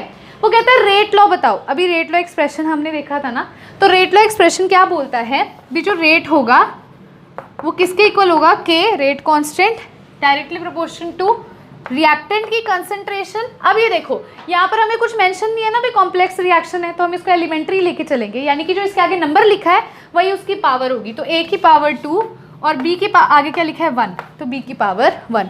कौन सा ऑप्शन हमारा करेक्ट होगा, पहले ऑप्शन में देखो 2A, नहीं बिल्कुल गलत। जो स्टोइकियोमेट्रिक कोएफिशिएंट है कभी अंदर नहीं लिखा जाता, वो उसकी पावर में जाता है, रेट लॉ यही बताता है हमें भी, वो जा भी सकता है, उसकी पावर हो भी सकता है, नहीं भी हो सकता, होएगा तो वो एलिमेंट्री रिएक्शन है, नहीं होगा तो वो कॉम्प्लेक्स रिएक्शन है, ठीक है। सेकंड देखो A की पावर क्यूब, ये तो वैसे ही नहीं हो सकता, 3 कहाँ से आ गया, ये तो जमा ही नहीं हो सकता। A की पावर 1, ये भी नहीं हो सकता। लास्ट ऑप्शन हमारा क्या हो जाएगा, करेक्ट हो जाएगा, ठीक है। अब अपन यूनिट निकालते हैं K का, इस K का यूनिट कैसे निकालें, ये हमारी रिएक्शंस को ऐसे लिख देते हैं, नॉर्मल रिएक्शन यही थी ना भी, K जो रेट है वो K इंटू A की कुछ ऑर्डर होता है, हम कह देते हैं इसका कुछ ऑर्डर होता है और इसका भी कुछ ऑर्डर होता है, यही है ना, मतलब इसका भी कुछ ऑर्डर है, उसका भी कुछ ऑर्डर है। अब देखो रेट की यूनिट क्या होती है, रेट की यूनिट होती है मोल पर लीटर पर सेकंड, और K की यूनिट निकालनी है इनटू A की यूनिट क्या होती है, ये क्वेश्चन हो गया, मैं अब यूनिट ऑफ निकाल रही हूँ K, ठीक है, कंफ्यूज मत होना, हमारी ये जनरल आई थी, ठीक है। तो A की यूनिट क्या होगी, A कंसंट्रेशन है, कंसंट्रेशन की क्या होती है मोल पर लीटर, पावर क्या है ऑर्डर। ऐसे ही B का क्या आएगा, मोल पर लीटर की पावर ऑर्डर, अपन इसको XY ले लेते हैं, B इसके ऊपर पावर है X, इसके ऊपर है Y, इजी हो जाएगा, क्लियर है, पक्का क्लियर है। अब देखो जब दो चीज़ें मल्टीप्लिकेशन में होती है तो उनकी पावर ऐड हो जाती है, इतना तो पता होगा मैथ्स में होता है, तो ये क्या होगा, दो चीज़ें अगर मल्टीप्लिकेशन में है तो उनकी पावर ऐड होगी, यानी कि x + y। और आपको अभी बताया ओवरऑल ऑर्डर को हम किससे डिनोट करते हैं, n से डिनोट करते हैं, यानी कि x + y क्या हो गया, n के इक्वल हो गया, ठीक है। यहाँ पे क्या लिखा है, मोल पर लीटर पर सेकेंड, ठीक है, ये मल्टीप्लाई में है तो डिवाइड में आ जाएगा, मोल पर लीटर पर सेकेंड डिवाइडेड बाय मोल पर लीटर की पावर n हो जाएगी x + y की जगह पे, ठीक है। इसको ऊपर ले जाओ, या पहले इसको खोल लेते हैं, देखो इसको ऐसे लिखो, मोल पर लीटर, नीचे क्या है मोल पर लीटर की पावर n, और ये भी क्या था डिवाइड बाय सेकंड था, तो सेकंड नीचे आ जाएगा ना। इसको ऊपर लेके जाऊंगी तो अगर कोई चीज़ डिवाइड में होती है तो वो माइनस होगी, मल्टीप्लाई में होती है तो ऐड होती है, डिवाइड में तो माइनस। यहाँ से क्या आएगा, मोल पर लीटर 1 - n, और सेकंड को ऊपर लेके जाऊंगी तो सेकंड इनवर्स, तो ये हमारी किसकी यूनिट आ गई, K की यूनिट आ गई। क्या यूनिट आ गई, मोल पर लीटर की पावर 1 - n टाइम इनवर्स, ठीक है। इस पे बेस भी आपसे कुछ क्वेश्चंस पूछे जाते हैं। अब आपको अगर n की वैल्यू, n क्या होता है ओवरऑल ऑर्डर, अगर n की वैल्यू 2 है तो सीधा पुट करोगे, आपकी यूनिट आ जाएगी। n की वैल्यू 0 है तो सीधा पुट करोगे, 2 है तो किसी भी रिएक्शन के लिए, किसी भी रिएक्शन का ऑर्डर अगर आपको पता है तो आप यूनिट K की बहुत ईजिली निकाल सकते हो। K क्या होता है, रेट कॉन्स्टेंट, तो इस तरह से हम रेट कॉन्स्टेंट की यूनिट निकाल सकते हैं। अब हम करने लगे हैं difference between rate and rate constant. हाँ जी स्टूडेंट्स, तो अब आता है difference between rate constant and rate. Rate क्या होता है, बेसिकली रेट होता है चेंज इन कंसंट्रेशन पर चेंज इन टाइम, और रेट कांस्टेंट क्या होता है, जब कंसंट्रेशन यूनिटी हो जाती है। This is the definition of rate constant, यानी कि rate is equals to K into concentration की समथिंग पावर, तभी रेट कांस्टेंट आता है। यानी कि जब हमारी कंसंट्रेशन यूनिटी हो जाती है, 1 लेते हैं, तभी जो हमारा रेट कांस्टेंट है वो रेट के इक्वल होता है, ठीक है। आगे भी यहाँ पे देखेंगे व्हेन कंसंट्रेशन इज यूनिटी। अब देखो रेट का सेकंड पॉइंट ये है भी, रेट जो है वो टाइम के साथ चेंज करता है। देखो क्योंकि हमने बोला ना change in concentration by change in time, तो ऑब्वियसली टाइम पे डिपेंड करता है, but rate constant is independent of time, ठीक है। रेट कांस्टेंट सेम रहता है, ठीक है। अब यहाँ पर देखो उसकी यूनिट, हालांकि चेंज, हम यूनिट की बात नहीं कर रहे, हम बात कर रहे हैं रेट कांस्टेंट की। रेट कांस्टेंट फिक्स रहता है रिएक्शन के लिए, यहाँ पर ध्यान दीजिए वो इंडिपेंडेंट होता है टाइम के। यहाँ पर वो एक्सेप्शन कहता है, वो कहता है वैसे तो वो टाइम के साथ साथ रेट चेंज होता है, लेकिन फॉर जीरो ऑर्डर रिएक्शन जो रेट होता है वो K के इक्वल हो जाता है। Rate changes with time, exception क्या है, zero order. Time changes concentration, ठीक है, टाइम के साथ साथ कंसंट्रेशन चेंज होती है, लेकिन जब जीरो ऑर्डर होता है, यानी कि इन n की वैल्यू जब जीरो होती है, ऑर्डर क्या होता है जब हमारा जीरो ऑर्डर काइनेटिक्स मतलब जब ऑर्डर जीरो है उस केस में जो रेट है वो के इक्वल हो जाता है, वो कंसंट्रेशन पे डिपेंड नहीं करता है, ठीक है। उसके बाद आता है depends on the concentration except for zero order. देखो अभी बताया आर जो है वो के इक्वल है, रेट जो है वो रेट कांस्टेंट के इक्वल है, जीरो ऑर्डर के केस में वो कंसंट्रेशन पे डिपेंड नहीं कर रहा। लेकिन यहाँ पे क्या will not depend upon concentration and depends on temperature, catalyst and activation energy, वो इन पे डिपेंड नहीं करता, ठीक है, वो कंसंट्रेशन पे डिपेंड नहीं करता। यहाँ पर वैसे तो वो कंसंट्रेशन पे डिपेंड करता है लेकिन जीरो ऑर्डर उसका एक्सेप्शन हो जाएगा। So this is the difference between rate and rate constant. So यहीं पर स्टूडेंट्स जो हमारा आज का वीडियो लेक्चर है फिनिश होता है। अब हम करने लगे हैं सीपीपी। ध्यान से मेरी बात सुनिएगा, जो सीपीपी है वो ज़रूर करके जाइएगा क्योंकि ऑर्डर वाले सारे क्वेश्चंस और रेट लॉ वाले सारे क्वेश्चंस हमने सीपीपी के अंदर सॉल्व किया। अगर आप उसको स्किप करते हो तो आपको मैं बता दूं आप आगे वाले लेक्चर्स में प्रॉब्लम फेस करोगे। तो सीपीपी आज की अटैम्प्ट करनी है। अगर आप पहले खुद से अटैम्प्ट करना चाहते हो तो डिस्क्रिप्शन के अंदर उसका लिंक आपको मिल जाएगा, आप उस लिंक को डाउनलोड कीजिए, खुद से अटैम्प्ट कीजिए। सिमिलरली डीपीपी का भी लिंक आपको डिस्क्रिप्शन में मिल जाएगा, डाउनलोड कीजिए, अटैम्प्ट कीजिए। सो सीपीपी करिए। अब हम मिलते हैं सीपीपी के अंदर। तो अब हम करने लगे हैं सीपीपी यानी कि क्लास प्रैक्टिस प्रॉब्लम, और ये है लेक्चर नंबर 2 की सीपीपी, जिसके अंदर हमने स्टडी किया अभी भी रेट लॉ क्या होता है, ऑर्डर ऑफ रिएक्शन क्या होता है, ठीक है। अभी हमने जो प्रीवियस लेक्चर के अंदर रेट लॉ को स्टडी किया था यानी कि जो उसके एक्सप्रेशन को स्टडी किया था, हमने एक और मेथड देखा भी हम रिएक्शन के रेट को किस तरह से एक्सप्रेस कर सकते हैं। साथ ही साथ हमने ऑर्डर ऑफ रिएक्शन में 2 तरह की रिएक्शन देखी। एक तो हमने देखी for elementary reaction. Elementary reaction वो रिएक्शन होती है जो सिंगल स्टेप होती है, और सेकेंड हमने किसके लिए देखी, हमने देखी कॉम्प्लेक्स रिएक्शन के लिए। तो इन दोनों के लिए हमने निकाला ऑर्डर। अब हम करने लगे हैं इन पे बेस्ड कुछ क्वेश्चंस को।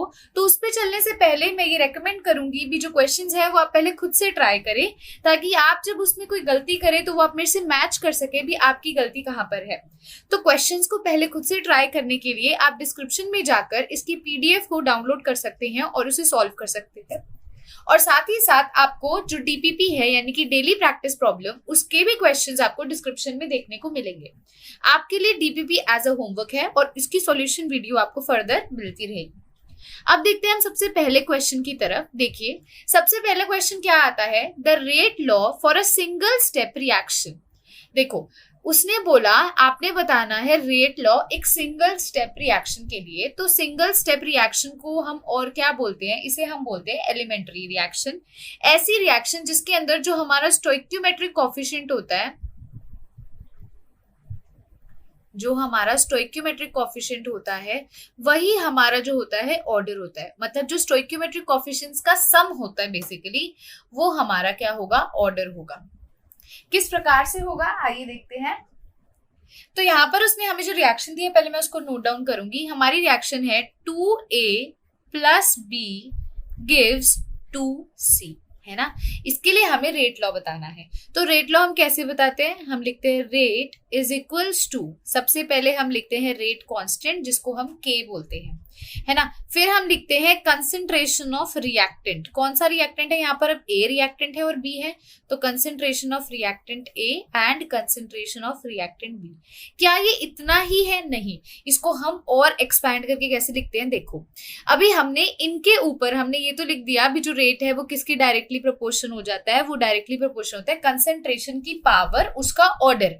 A का ऑर्डर क्या होगा, ये सिंगल स्टेप रिएक्शन है तो A का ऑर्डर जो उसके आगे कोफिशिएंट लिखा हुआ है, जैसे इसके आगे 2 लिखा हुआ है तो इसका ऑर्डर 2 होगा तो इसके ऊपर हम 2 लिख देंगे। ऐसे ही B का ऑर्डर क्या होगा, इसके आगे 1 लिखा हुआ है तो हम इसकी पावर में क्या लिख देंगे, 1 लिख देंगे। अब आप कहोगे भी मैम ये हमने ऐसा क्यों किया, भी हमने स्टोइक्योमेट्रिक कोएफिशिएंट को इसके लिए लिखा। तो मैं ये ऑलरेडी एक्सप्लेन कर चुकी हूँ, एलिमेंट्री रिएक्शन के लिए जो उसके स्टोइक्योमेट्रिक कोएफिशिएंट्स होते हैं वही उसका ऑर्डर होता है। अब यहीं पर सेकंड क्वेश्चन क्या है, 2A + B गिव्स प्रोडक्ट। हमें जो रिएक्शन दे रखी है वो है 2A + B गिव्स प्रोडक्ट, ठीक है। ये हमें रिएक्शन दे रखी है। प्रोडक्ट को मैं एज P डिनोट कर लेती हूँ, ब्रैकेट में P लिख लेते हैं, ठीक है, इजी हो जाएगा इससे। वो कहता है order with respect to A is 2। यहाँ लिखते हैं ऑर्डर, पहले जो दे रखा है हम उसको लिखेंगे, गिवन को लिखेंगे। Order with respect to A कितना है, 2 है, ठीक है। And with respect to B is -1 और order with respect to B कितना होता है, -1 उसने हमें दे रखा है, ठीक है। Right the rate law expression and the total order of the reaction. अब इस क्वेश्चन में आपको रेट लॉ एक्सप्रेशन भी बताना है और टोटल ऑर्डर भी बताना है रिएक्शन का। तो किस तरह से इस क्वेश्चन को करेंगे, उसने पहले हम क्या लिखेंगे, रेट लॉ लिखेंगे। रेट लॉ क्या होता है, rate law is equals to, या मैं कहूं रेट इज इक्वल्स टू, पहले हम लिखते हैं रेट कांस्टेंट जो कि हमारा के होता है, then concentration of reactant. Reactant यहाँ पर ए भी है बी भी है, तो रिएक्टेंट की कंसंट्रेशन अब, और यहाँ पर दूसरा रिएक्टेंट बी की कंसंट्रेशन, ठीक है। अब ये इनकम्प्लीट है, हमें क्या लिखने हैं, इनके ऑर्डर इनकी पावर में यहाँ लिखने होते हैं, जहां मैं सर्कल लगा रही हूँ वहां पर लिखने होते हैं, ठीक है। अब लिखते हैं इसको हम, ओके। हाँ जी, तो उसने हमें क्वेश्चन में दे रखा है ए का ऑर्डर कितना है, 2 है, और बी का ऑर्डर कितना है, -1 है। अब आप में से कई स्टूडेंट्स बोलेंगे मैम आपने प्रीवियस क्वेश्चन के अंदर, पहले क्वेश्चन के अंदर तो इनके आगे जो नंबर लिखा हुआ है वो कर दिया, ए के आगे 2 लिखा है तो ए की पावर 2 हो गई, बी के आगे 1 लिखा था तो आपने उसकी पावर 1 कर दी, लेकिन इस क्वेश्चन में आप बी की पावर -1 कर रहे हो, ऐसा क्यों है। वहां पर हमें देखो, प्रीवियस क्वेश्चन के अंदर हमें स्पेसिफाइड था, उसने ऑलरेडी बता दिया था बी सिंगल स्टेप रिएक्शन है, लेकिन सेकेंड क्वेश्चन में उसने हमें ऑलरेडी ऑर्डर की वैल्यू दे रखी है, यानी कि ये हमारी सिंगल स्टेप रिएक्शन नहीं है, this is our complex reaction, जहां पर, ठीक है, जहां पर हमें ये ध्यान देना होगा भी सिर्फ और सिर्फ सिंगल स्टेप रिएक्शन के लिए या एलिमेंट्री रिएक्शन के लिए जो उसके आगे नंबर होता है वो उसका ऑर्डर होता है। बाकियों के लिए जैसे कि कॉम्प्लेक्स रिएक्शन है, उनके लिए ऑर्डर जरूरी नहीं है भी वो कोफिशिएंट के इक्वल हो, तो यहाँ पर वो कोफिशिएंट के इक्वल नहीं है, उसने हमें ऑलरेडी दे रखा है, तो हम सीधा सीधा लिखेंगे, ठीक है। ऑर्डर हमेशा पावर में लिखते हैं, तो ये तो रेट लॉ निकाल लिया। सेकंड पार्ट वो में क्या कहता है, total order of the reaction बताओ। टोटल ऑर्डर या ओवरऑल ऑर्डर कैसे निकालते हैं, it is sum of the coefficient, sorry sum of the power of the concentration. A की कंसंट्रेशन की पावर क्या है 2 और बी की क्या पावर है -1, तो दोनों को ऐड कर देंगे, इन दोनों का सम ही क्या होता है, टोटल ऑर्डर होता है। तो यहाँ से क्या आएगा, 2 - 1 गिव्स 1, यानी कि अब टोटल ऑर्डर कितना आ गया, टोटल ऑर्डर ऑफ रिएक्शन हमारा आ गया 1। 1 का मतलब क्या होता है, फर्स्ट ऑर्डर काइनेटिक्स। क्या होगा, फर्स्ट ऑर्डर काइनेटिक्स। ये मैं ऑलरेडी बता चुकी हूँ, ऑर्डर पॉजिटिव भी हो सकता है, ऑर्डर नेगेटिव भी हो सकता है, ऑर्डर फ्रैक्शनल भी हो सकता है, ऑर्डर 0 भी हो सकता है, ठीक है, क्लियर है। तो यहाँ पर हमारा जो ऑर्डर आया वो 1 आया, जिसे हम क्या कहते हैं, फर्स्ट ऑर्डर काइनेटिक्स कहते हैं, ठीक है। अब हम चलते हैं क्वेश्चन नंबर 3 की तरफ। देखिए थर्ड क्वेश्चन में उसने कहा है calculate the overall order of the reaction. तो बहुत सिंपल सा उसने हमें दे रखा है, हमें सीधा ऑर्डर बताना है। पहले लिख लेते हैं क्या दिया हुआ है, रेट इज इक्वल्स टू के, फिर उसने लिखा हुआ है कंसंट्रेशन ऑफ ए। ये मैं वर्ड बार बार बोल देती हूँ, रीड करने पे कहीं लिखा हुआ भी कंसंट्रेशन है, मैं कहाँ से वर्ड लेके आई हूँ। कंसंट्रेशन का मतलब क्या है, जो स्मॉल ब्रैकेट्स है ना, ये इसका मतलब होता है कंसंट्रेशन, मतलब इसके अंदर कंसंट्रेशन को आप डिनोट कर रहे हो, ठीक है। इसके अंदर मैंने क्या लिखा, देखो स्मॉल ब्रैकेट्स है, यानी कि मैं ए की कंसंट्रेशन की बात कर रही हूँ, ठीक है ना। अब यहाँ क्या लिखा है, ए की कंसंट्रेशन की पावर 3/2, यानी कि इसके ऊपर ऐसे लिखा है 3/2। फिर क्या लिखा है, बी और उसकी पावर कितनी है, -1। मैंने आपको ऑलरेडी बताया, अगर कंसंट्रेशन के ऊपर हमेशा ऑर्डर लिखा जाता है, ए का जैसे ऑर्डर ऊपर लिखा जाएगा, ऐसे ही बी का ऑर्डर ऊपर लिखा जाएगा, ऐसे। तो टोटल ऑर्डर निकालोगे तो ए का ऑर्डर प्लस बी का ऑर्डर करोगे, तो यहां से हम निकालते हैं टोटल ऑर्डर, या फिर आप इसे क्या कह सकते हो, ओवरऑल ऑर्डर। ये यहां से कितना आ जाएगा, 3/2 प्लस ये कितना, -1, तो 3/2 -1, आप इसकी एलसीएम लेंगे, क्या होगा 3/2, ठीक है, -1/1, तो इट इज 3 - 2, इट इज 1/2। इसका आंसर कितना आ जाएगा हमारे पास, 1/2 आ जाएगा। तो यानी कि यहाँ पर अब हमारे ऑर्डर की क्या आंसर आ गया, यहाँ पर हमारा ऑर्डर आ गया हाफ। तो मैं ऑलरेडी बता चुकी हूँ, ऑर्डर फ्रैक्शन में भी आ सकता है, घबराने की जरूरत नहीं है, ठीक है। इस तरह से हम क्या कर सकते हैं, सिंपल से क्वेश्चंस है ओवरऑल ऑर्डर की, उन्हें हम कैलकुलेट कर सकते हैं, ठीक है स्टूडेंट्स, ठीक है। अब यहाँ पर एक और चीज देखिए, अब चलते हैं फोर्थ क्वेश्चन की तरफ। फोर्थ क्वेश्चन बहुत इंटरेस्टिंग है, थोड़ा सा डिफरेंट है। अभी तक हमने सिंपल क्वेश्चंस करे जिसके अंदर हमने ओवरऑल ऑर्डर कैलकुलेट करने थे और रेट लो एक्सप्रेशन बताना था। अब क्वेश्चन में ट्विस्ट है, देखिए क्या है ट्विस्ट। वो हमें क्या कहता है, ध्यान से क्वेश्चन को रीड करेंगे। वो कहता है for a reaction 2A + B gives product. हमें उसने बोला ये रिएक्शन है तुम्हारी, 2A + B है और ये आपको प्रोडक्ट आप कह देते हैं P है मान लो, ठीक है, इसके ब्रैकेट में लिख दो P, ये दे रहा है। The active mass of B is kept constant, ठीक है, and that of A is doubled, then the rate of reaction will be। तो देखो ध्यान से, पहले क्या करना है, सिर्फ इतनी लाइन को पढ़ो, कोमा से पहले वाली लाइन को पढ़ लो, ठीक है। क्या है, for a reaction 2A + B gives product, तो इसके लिए रेट लॉ लिख लो। Rate law is equals to K concentration of A, क्योंकि वो रिएक्टेंट है। हमेशा सिर्फ और सिर्फ रिएक्टेंट की कंसंट्रेशन कंसीडर की जाती है, प्रोडक्ट की हम नहीं लेते रेट लॉ के अंदर, ठीक है, तो टेंशन नहीं लेनी। अब यहां पर अब ध्यान से देखोगे, अगर आपको मेंशन ही नहीं दे रखा इसका ऑर्डर ये है उसका ऑर्डर ये है, तो स्टूडेंट्स आप एलिमेंट्री कंसीडर करके चलोगे। तो यहाँ पर देखो A के आगे 2 लगा हुआ है तो A की पावर 2 हो जाएगी, B के आगे 1 लगा हुआ है तो B की पावर 1 हो जाएगी। हम सिंगल स्टेप रिएक्शन इसको कंसीडर करके चलेंगे। हमारे पास पहली इक्वेशन ही आ गई, ठीक है। अब देखो, अब कोमा के बाद वाली लाइन को धीरे धीरे पढ़ना शुरू करेंगे। वो हमें क्या कहता है, ध्यान से देखो। The active mass of B, active mass का मतलब ही कंसंट्रेशन होता है, अगर किसी को कंफ्यूजन हो तो, ठीक है।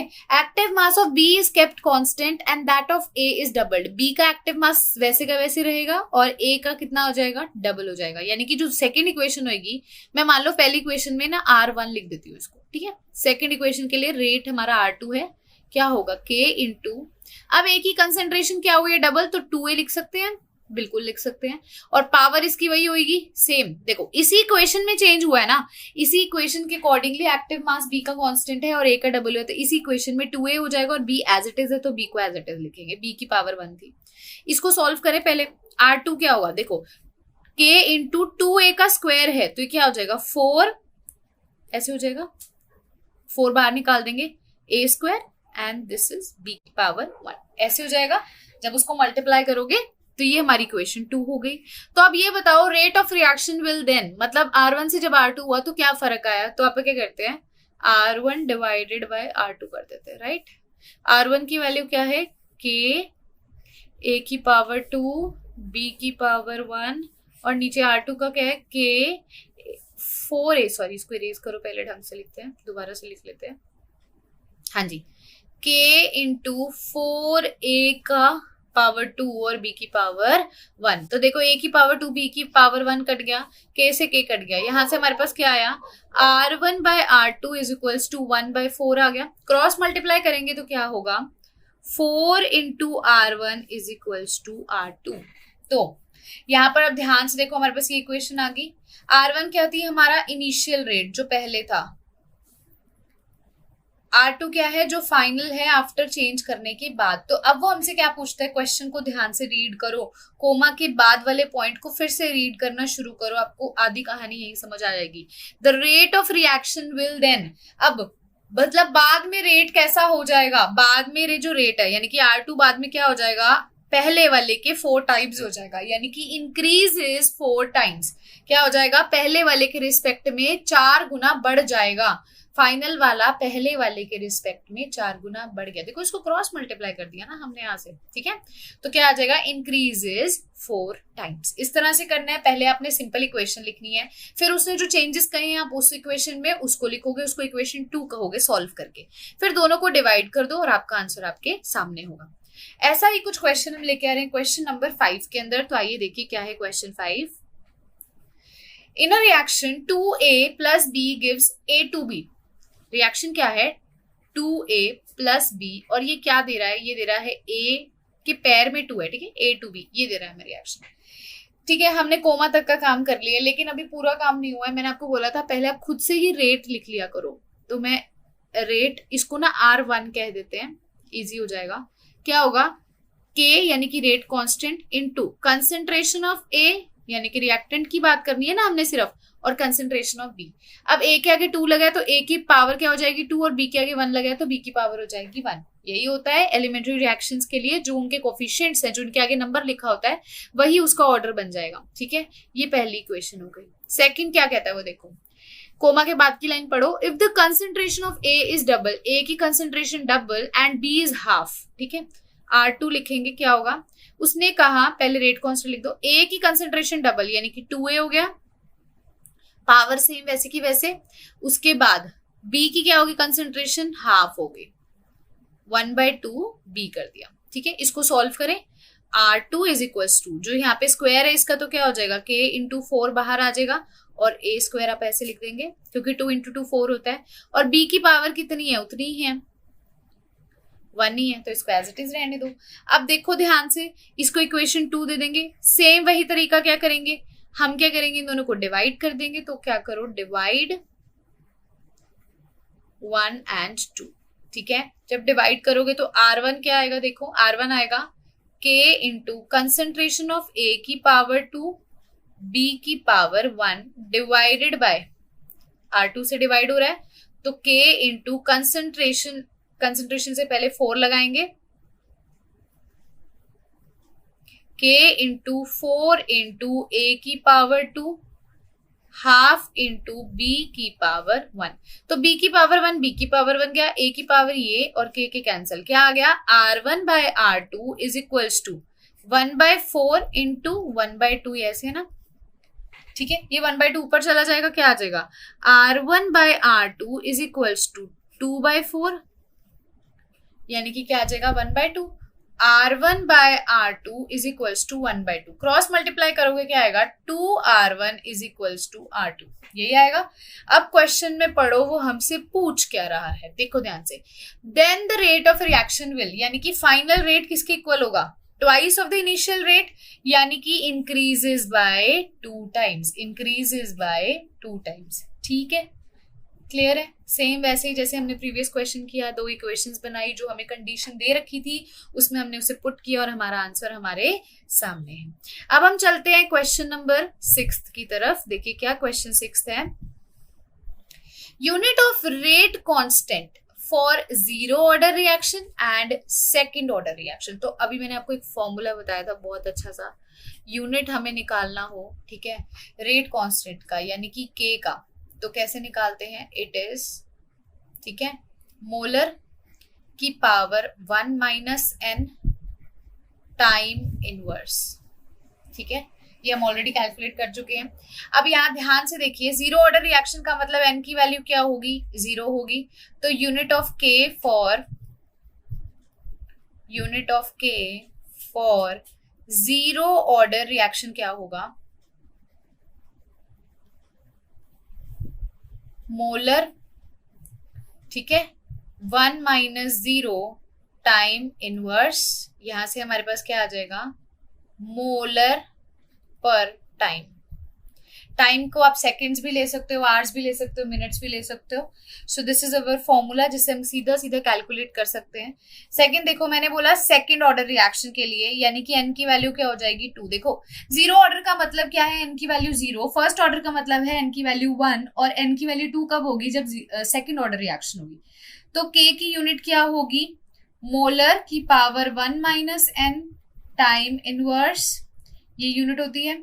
तो मोलर n की वैल्यू क्या पुट करेंगे, 2, 1 माइनस 2 टाइम इनवर्स, यहां से क्या आ जाएगा, मोलर की पावर -1 टाइम की पावर भी -1, यानी कि मोलर इनवर्स टाइम इनवर्स। ठीक है, टाइम की जगह पर आप सेकंड्स यूज कर सकते हो, ठीक है, आर भी यूज कर सकते हो, मिनट भी, वो एज पर द क्वेश्चन होगा। ठीक है, सो this is the general unit जो हमने कैलकुलेट कर ली है 0 ऑर्डर के लिए भी और सेकंड ऑर्डर के लिए भी। मैं आपको लेक्चर के अंदर ऑलरेडी एक्सप्लेन कर चुकी हूँ ये फॉर्मूला कहाँ से आया, तो होपफुली आपको इसमें डाउट नहीं होगा। अब देखिए क्या है हमारा next question, question number 7।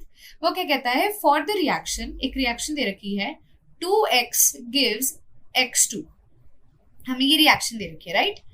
Rate of reaction becomes 27 times when concentration of X is increased by 3 times। पहले आप ना जो दे रखी है ना कोमा से पहले वाला काम करते हैं, फिर से आप इसके लिए रेट लिखते हैं, रेट इज इक्वल्स टू, इसको R1 लेट कर देते हैं, क्या होगा, rate constant into X concentration of reactant लेंगे, इसके आगे स्टोइकियोमेट्रिक कोएफिशिएंट 2 लगा तो इसकी पावर भी क्या हो जाएगी R2 हो जाएगी, पहली इक्वेशन। क्लियर है? अब इसके बाद की बात पढ़ते हैं, जो कि हमें कोमा के बाद की बात दे रखी है। क्या दे रखा है? Rate of reaction becomes 27 time, यानी कि R2 क्या हो जाएगा? देखो, rate of reaction becomes 27 time when concentration of X is increased by 3 times. 3 times जब हमने concentration X की बढ़ाई तो रेट कितनी होगी? 27 टाइम्स। किसका 27 टाइम्स? पहले वाली का 27 टाइम्स। समझो इस चीज को, ध्यान से समझो इस चीज को। उसने बोला when concentration of x is increased by 3 times, तो रेट कितना हुआ? 27 टाइम्स, यानी कि इनिशियल वाले का ही 27 टाइम्स हुआ, यानी कि 27 इंटू R1। अब ध्यान से, अब जहां हम गलती कर रहे हैं वो भी देखते जाओ। गलती हम ये कर रहे हैं, अभी हमने यहाँ पर सोच लिया अभी ये एलिमेंट्री रिएक्शन है, लेकिन क्वेश्चन में ट्विस्ट देखो। उसने कहा ऑर्डर बताओ, यानी कि इसको एनलेट करो, यानी कि ये एलिमेंट्री रिएक्शन नहीं है। अब क्या करेंगे? हमारे पास दो इक्वेशंस हैं, R1 और R1, और दूसरी भी R1 के रिस्पेक्ट में दी है। तभी देखो एग्जामिनर यही आपके साथ करता है। पिछले वाले क्वेश्चंस में उसने आपको R1 की वैल्यू दे दी, उसने आपको R2 के रिस्पेक्ट में दे दी, अभी पहले वाले का रेट दूसरे के रिस्पेक्ट में बताओ। इस क्वेश्चन में उसने आपको जो सेकंड इक्वेशन बनाई है उसमें R1 का ही जिक्र कर दिया। उसने कहा भी जो आपका रेट था ना पहले वाला, वो 27 टाइम्स हो गया, यानी कि आपने क्या किया? 27 इंटू R1 कर दिया।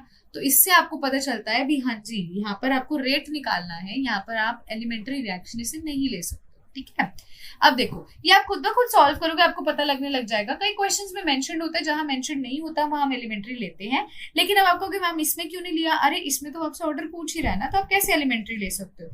एलिमेंट्री का मतलब क्या होता है? जो उसके आगे कोफिशिएंट होता है, ठीक है ना, इसलिए यहाँ तो वो पूछ ही रहा है। इसका मतलब हमें नहीं पता ये कौन सी रिएक्शन होने वाली है।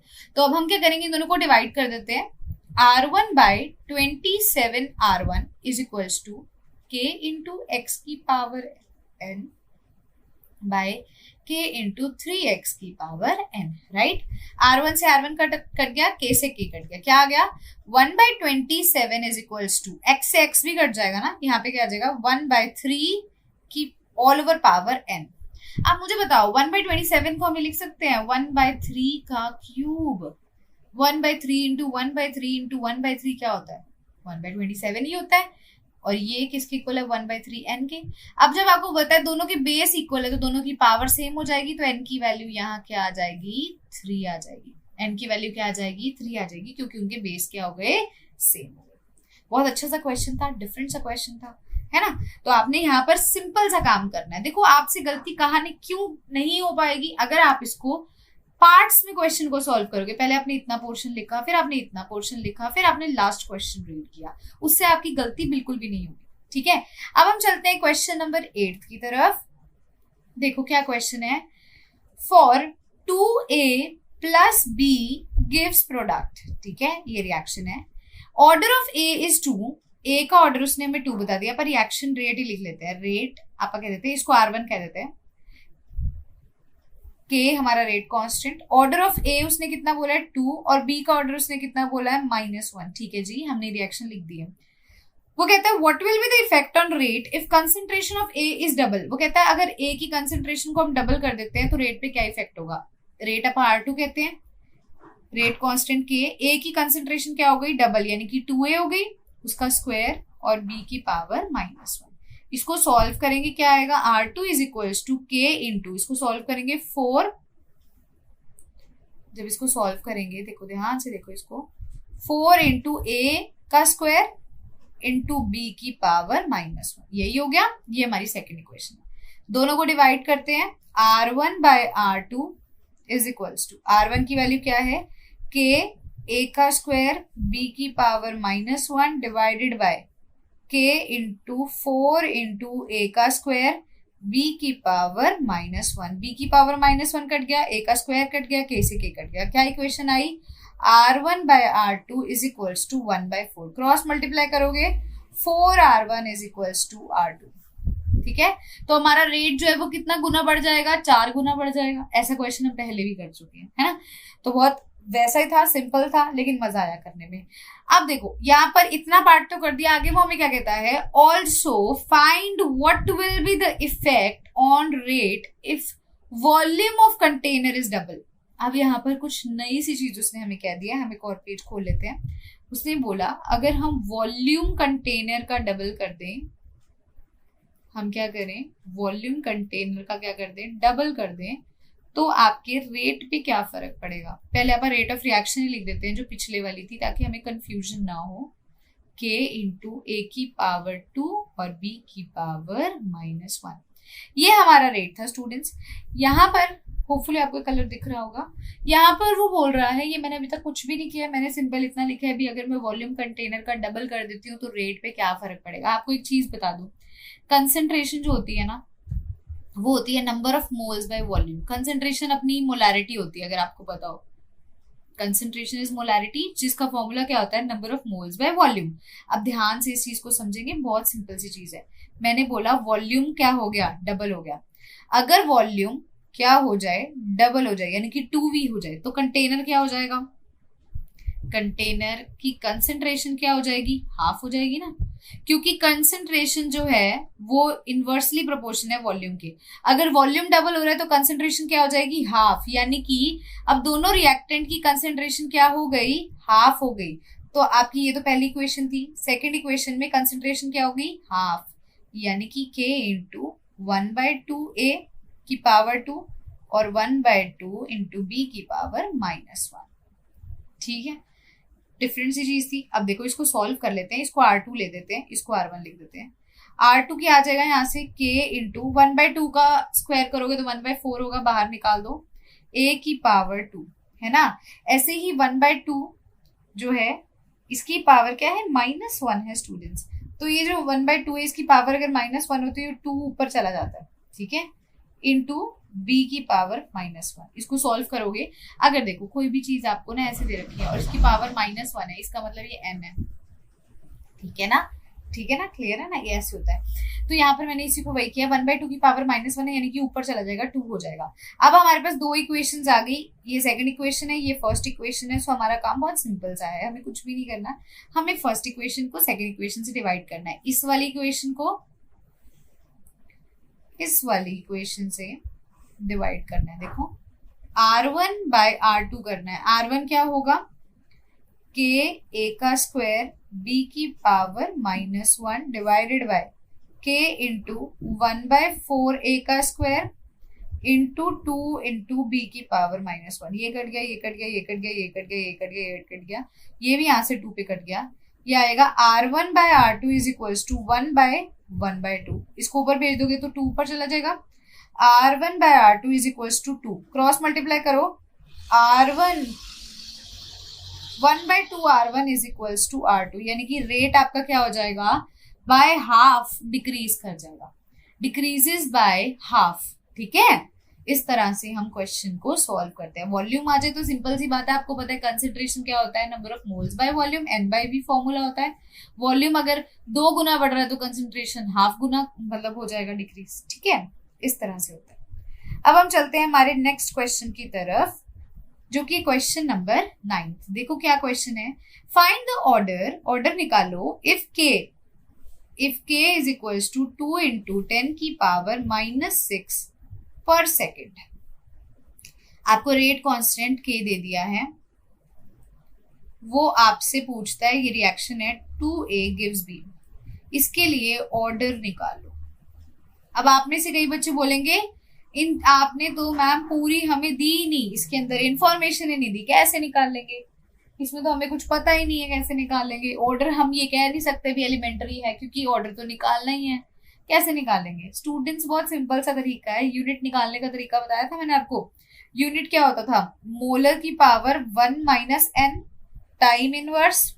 अब यहाँ पर इसका यूनिट k की यूनिट क्या है, देखो सेकंड इनवर्स, यानी कि मोलर तो है ही नहीं, मोलर की पावर 0, सेकंड इनवर्स ही हुआ ना, सिर्फ सेकंड इनवर्स लिखा है, यानी कि मोलर की पावर क्या है, 0। मोलर की पावर 0 कब होगी, जब n की वैल्यू क्या होगी, 1।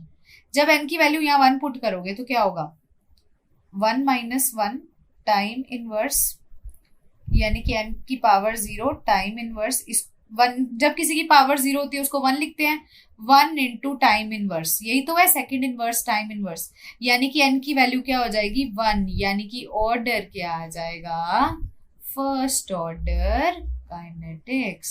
सोचा था इस क्वेश्चन को इस तरह से सॉल्व करेंगे, नहीं सोचा था ना, इसीलिए बहुत अच्छा क्वेश्चन है, इंपॉर्टेंट क्वेश्चन है। इस तरह से भी आप क्वेश्चन को सॉल्व कर सकते हो, इसीलिए आपको यूनिट याद होना जरूरी है। अगर आपको यूनिट का पता है ना तो आप सारे क्वेश्चन बहुत इजीली कर सकते हो। और यूनिट का मैंने फॉर्मूला बता ही दिया है। क्या होता है यूनिट का फॉर्मूला? मोलर की power 1 minus n time inverse. ठीक है, अब चलते हैं हमारे लास्ट क्वेश्चन की तरफ, जो कि क्वेश्चन नंबर 10। देखिए क्या है, वो कहते हैं रिएक्शन हमें दे रखी है। क्या रिएक्शन है? A plus 2B gives C plus D। ये रिएक्शन दे रखी है। वो कहते हैं if minus DA by DT, इसकी वैल्यू कितनी है? 5 इंटू 10 की पावर माइनस 4 है। तो वो पूछता है माइनस DB बाय DT की वैल्यू बताओ। तो ये तो है, बहुत सिंपल सा क्वेश्चन है। ये मैंने आपको फर्स्ट लेक्चर के अंदर बताया था। आपने क्या करना होता है, इसके अंदर रेट एक्सप्रेशन लिखना है। सबसे सिंपल तरीका, सारा काम उसी से हो जाएगा। रेट एक्सप्रेशन क्या लिखते हैं? रिएक्टेंट क्या है हमारा? A है और B है। रिएक्टेंट के लिए लगेगा नेगेटिव साइन, तो concentration of A by change in time is equals to, B के लिए भी माइनस साइन लगेगा। B के आगे 2 लगा है तो उसको क्या लिखेंगे? 1/2। Change in concentration of B bye change in time. Product के लिए क्या है? प्रोडक्ट C और D है, तो इसके लिए क्या लिखेंगे? प्रोडक्ट के लिए पॉजिटिव साइन, इसके आगे कुछ भी नहीं लगा तो simple change in concentration of C by change in time is equals to product change in concentration of D by change in time। Clear है? अब आगे देखो इसके अंदर कैसे करना है। उसने हमें इसकी वैल्यू दे रखी है क्वेश्चन में, और किसकी पूछ रहा है? इसकी पूछ रहा है। क्लियर है? इसकी वैल्यू कितनी दे रखी है? 5 इंटू 10 की power minus 4 is equals to minus DB by DT की वैल्यू निकालनी है। इसके आगे लिखा है 1/2, इसको आप ऐसे लिख दें minus DB by DT। Cross multiply करो, उधर जाके मल्टीप्लाई हो जाएगा। 5 इंटू 2 इंटू 10 की power minus 4 is equals to minus DB by DT। यहाँ से क्या आ जाएगा? 10 इंटू 10 की पावर माइनस 4 यानी कि 10 की पावर माइनस 3 आ जाएगा। 1 इंटू 10 की पावर माइनस 3 आंसर हमारा आ जाएगा। इसको सर्कल लगा लेते हैं ताकि हमारे क्वेश्चन का आंसर हाईलाइट हो जाए। This is our answer. Minus DB by DT का आंसर कितना आ जाएगा? 1 इंटू 10 की पावर माइनस 3। ठीक है, इसका आप यूनिट भी लगा सकते हो, मोल पर लीटर पर सेकेंड। ठीक है, तो इस तरह से हम इन क्वेश्चंस को सॉल्व कर सकते हैं। जो अभी मैंने आपको क्वेश्चंस करवाए ऑर्डर के, रेट लॉ के, इस तरह के क्वेश्चंस आपको पेपर में देखने को मिलते हैं। होपफुली आपको आज का लेक्चर पसंद आया होगा। ऐसे ही कुछ क्वेश्चंस आपको DPP के अंदर देखने को मिलेंगे, which is our daily practice problem, जो कि आपने पहले खुद से प्रैक्टिस करने हैं। तो उनका जो लिंक है स्टूडेंट्स, वो आपको कहाँ पर मिलेगा? फिर से बता रही हूँ, उनका लिंक आपको डिस्क्रिप्शन में मिलेगा। जाके फटाफट से PDF है उसे डाउनलोड कर लो, सॉल्व कर लो, और फिर जब इसका वीडियो लेक्चर डलेगा तो अपने आंसर जरूर मैच कीजिएगा और अपने नेम के साथ बताइएगा भी कितने क्वेश्चन सही हैं। सो अगर आज का वीडियो लेक्चर आपको अच्छा लगा है तो लाइक करना है, बहुत अच्छा लगा है तो शेयर करना है, और सब्सक्राइब जरूर करना है ताकि आप मेरे नए जो टॉपिक हैं उसके साथ अपडेटेड रहें। सो नेक्स्ट वीडियो लेक्चर के अंदर हम मिलेंगे नेक्स्ट टॉपिक के साथ, जिसके अंदर हम क्या करने वाले हैं, हम जितने भी हमारे पास जो हम कहते हैं ग्राफिकल रिप्रेजेंटेशन होती है रेट की, या एक्सपेरिमेंटल डिटर्मिनेशन जो होती है रेट की, उसको फाइंड आउट करेंगे। उसके हम जैसे हमें कोई एक्सपेरिमेंटल डाटा दे देंगे, वहां से हम रेट को कैलकुलेट करेंगे नेक्स्ट वीडियो लेक्चर के अंदर, और फैक्टर्स भी देखेंगे। So do subscribe and share my channel. Thank you so much my dear students.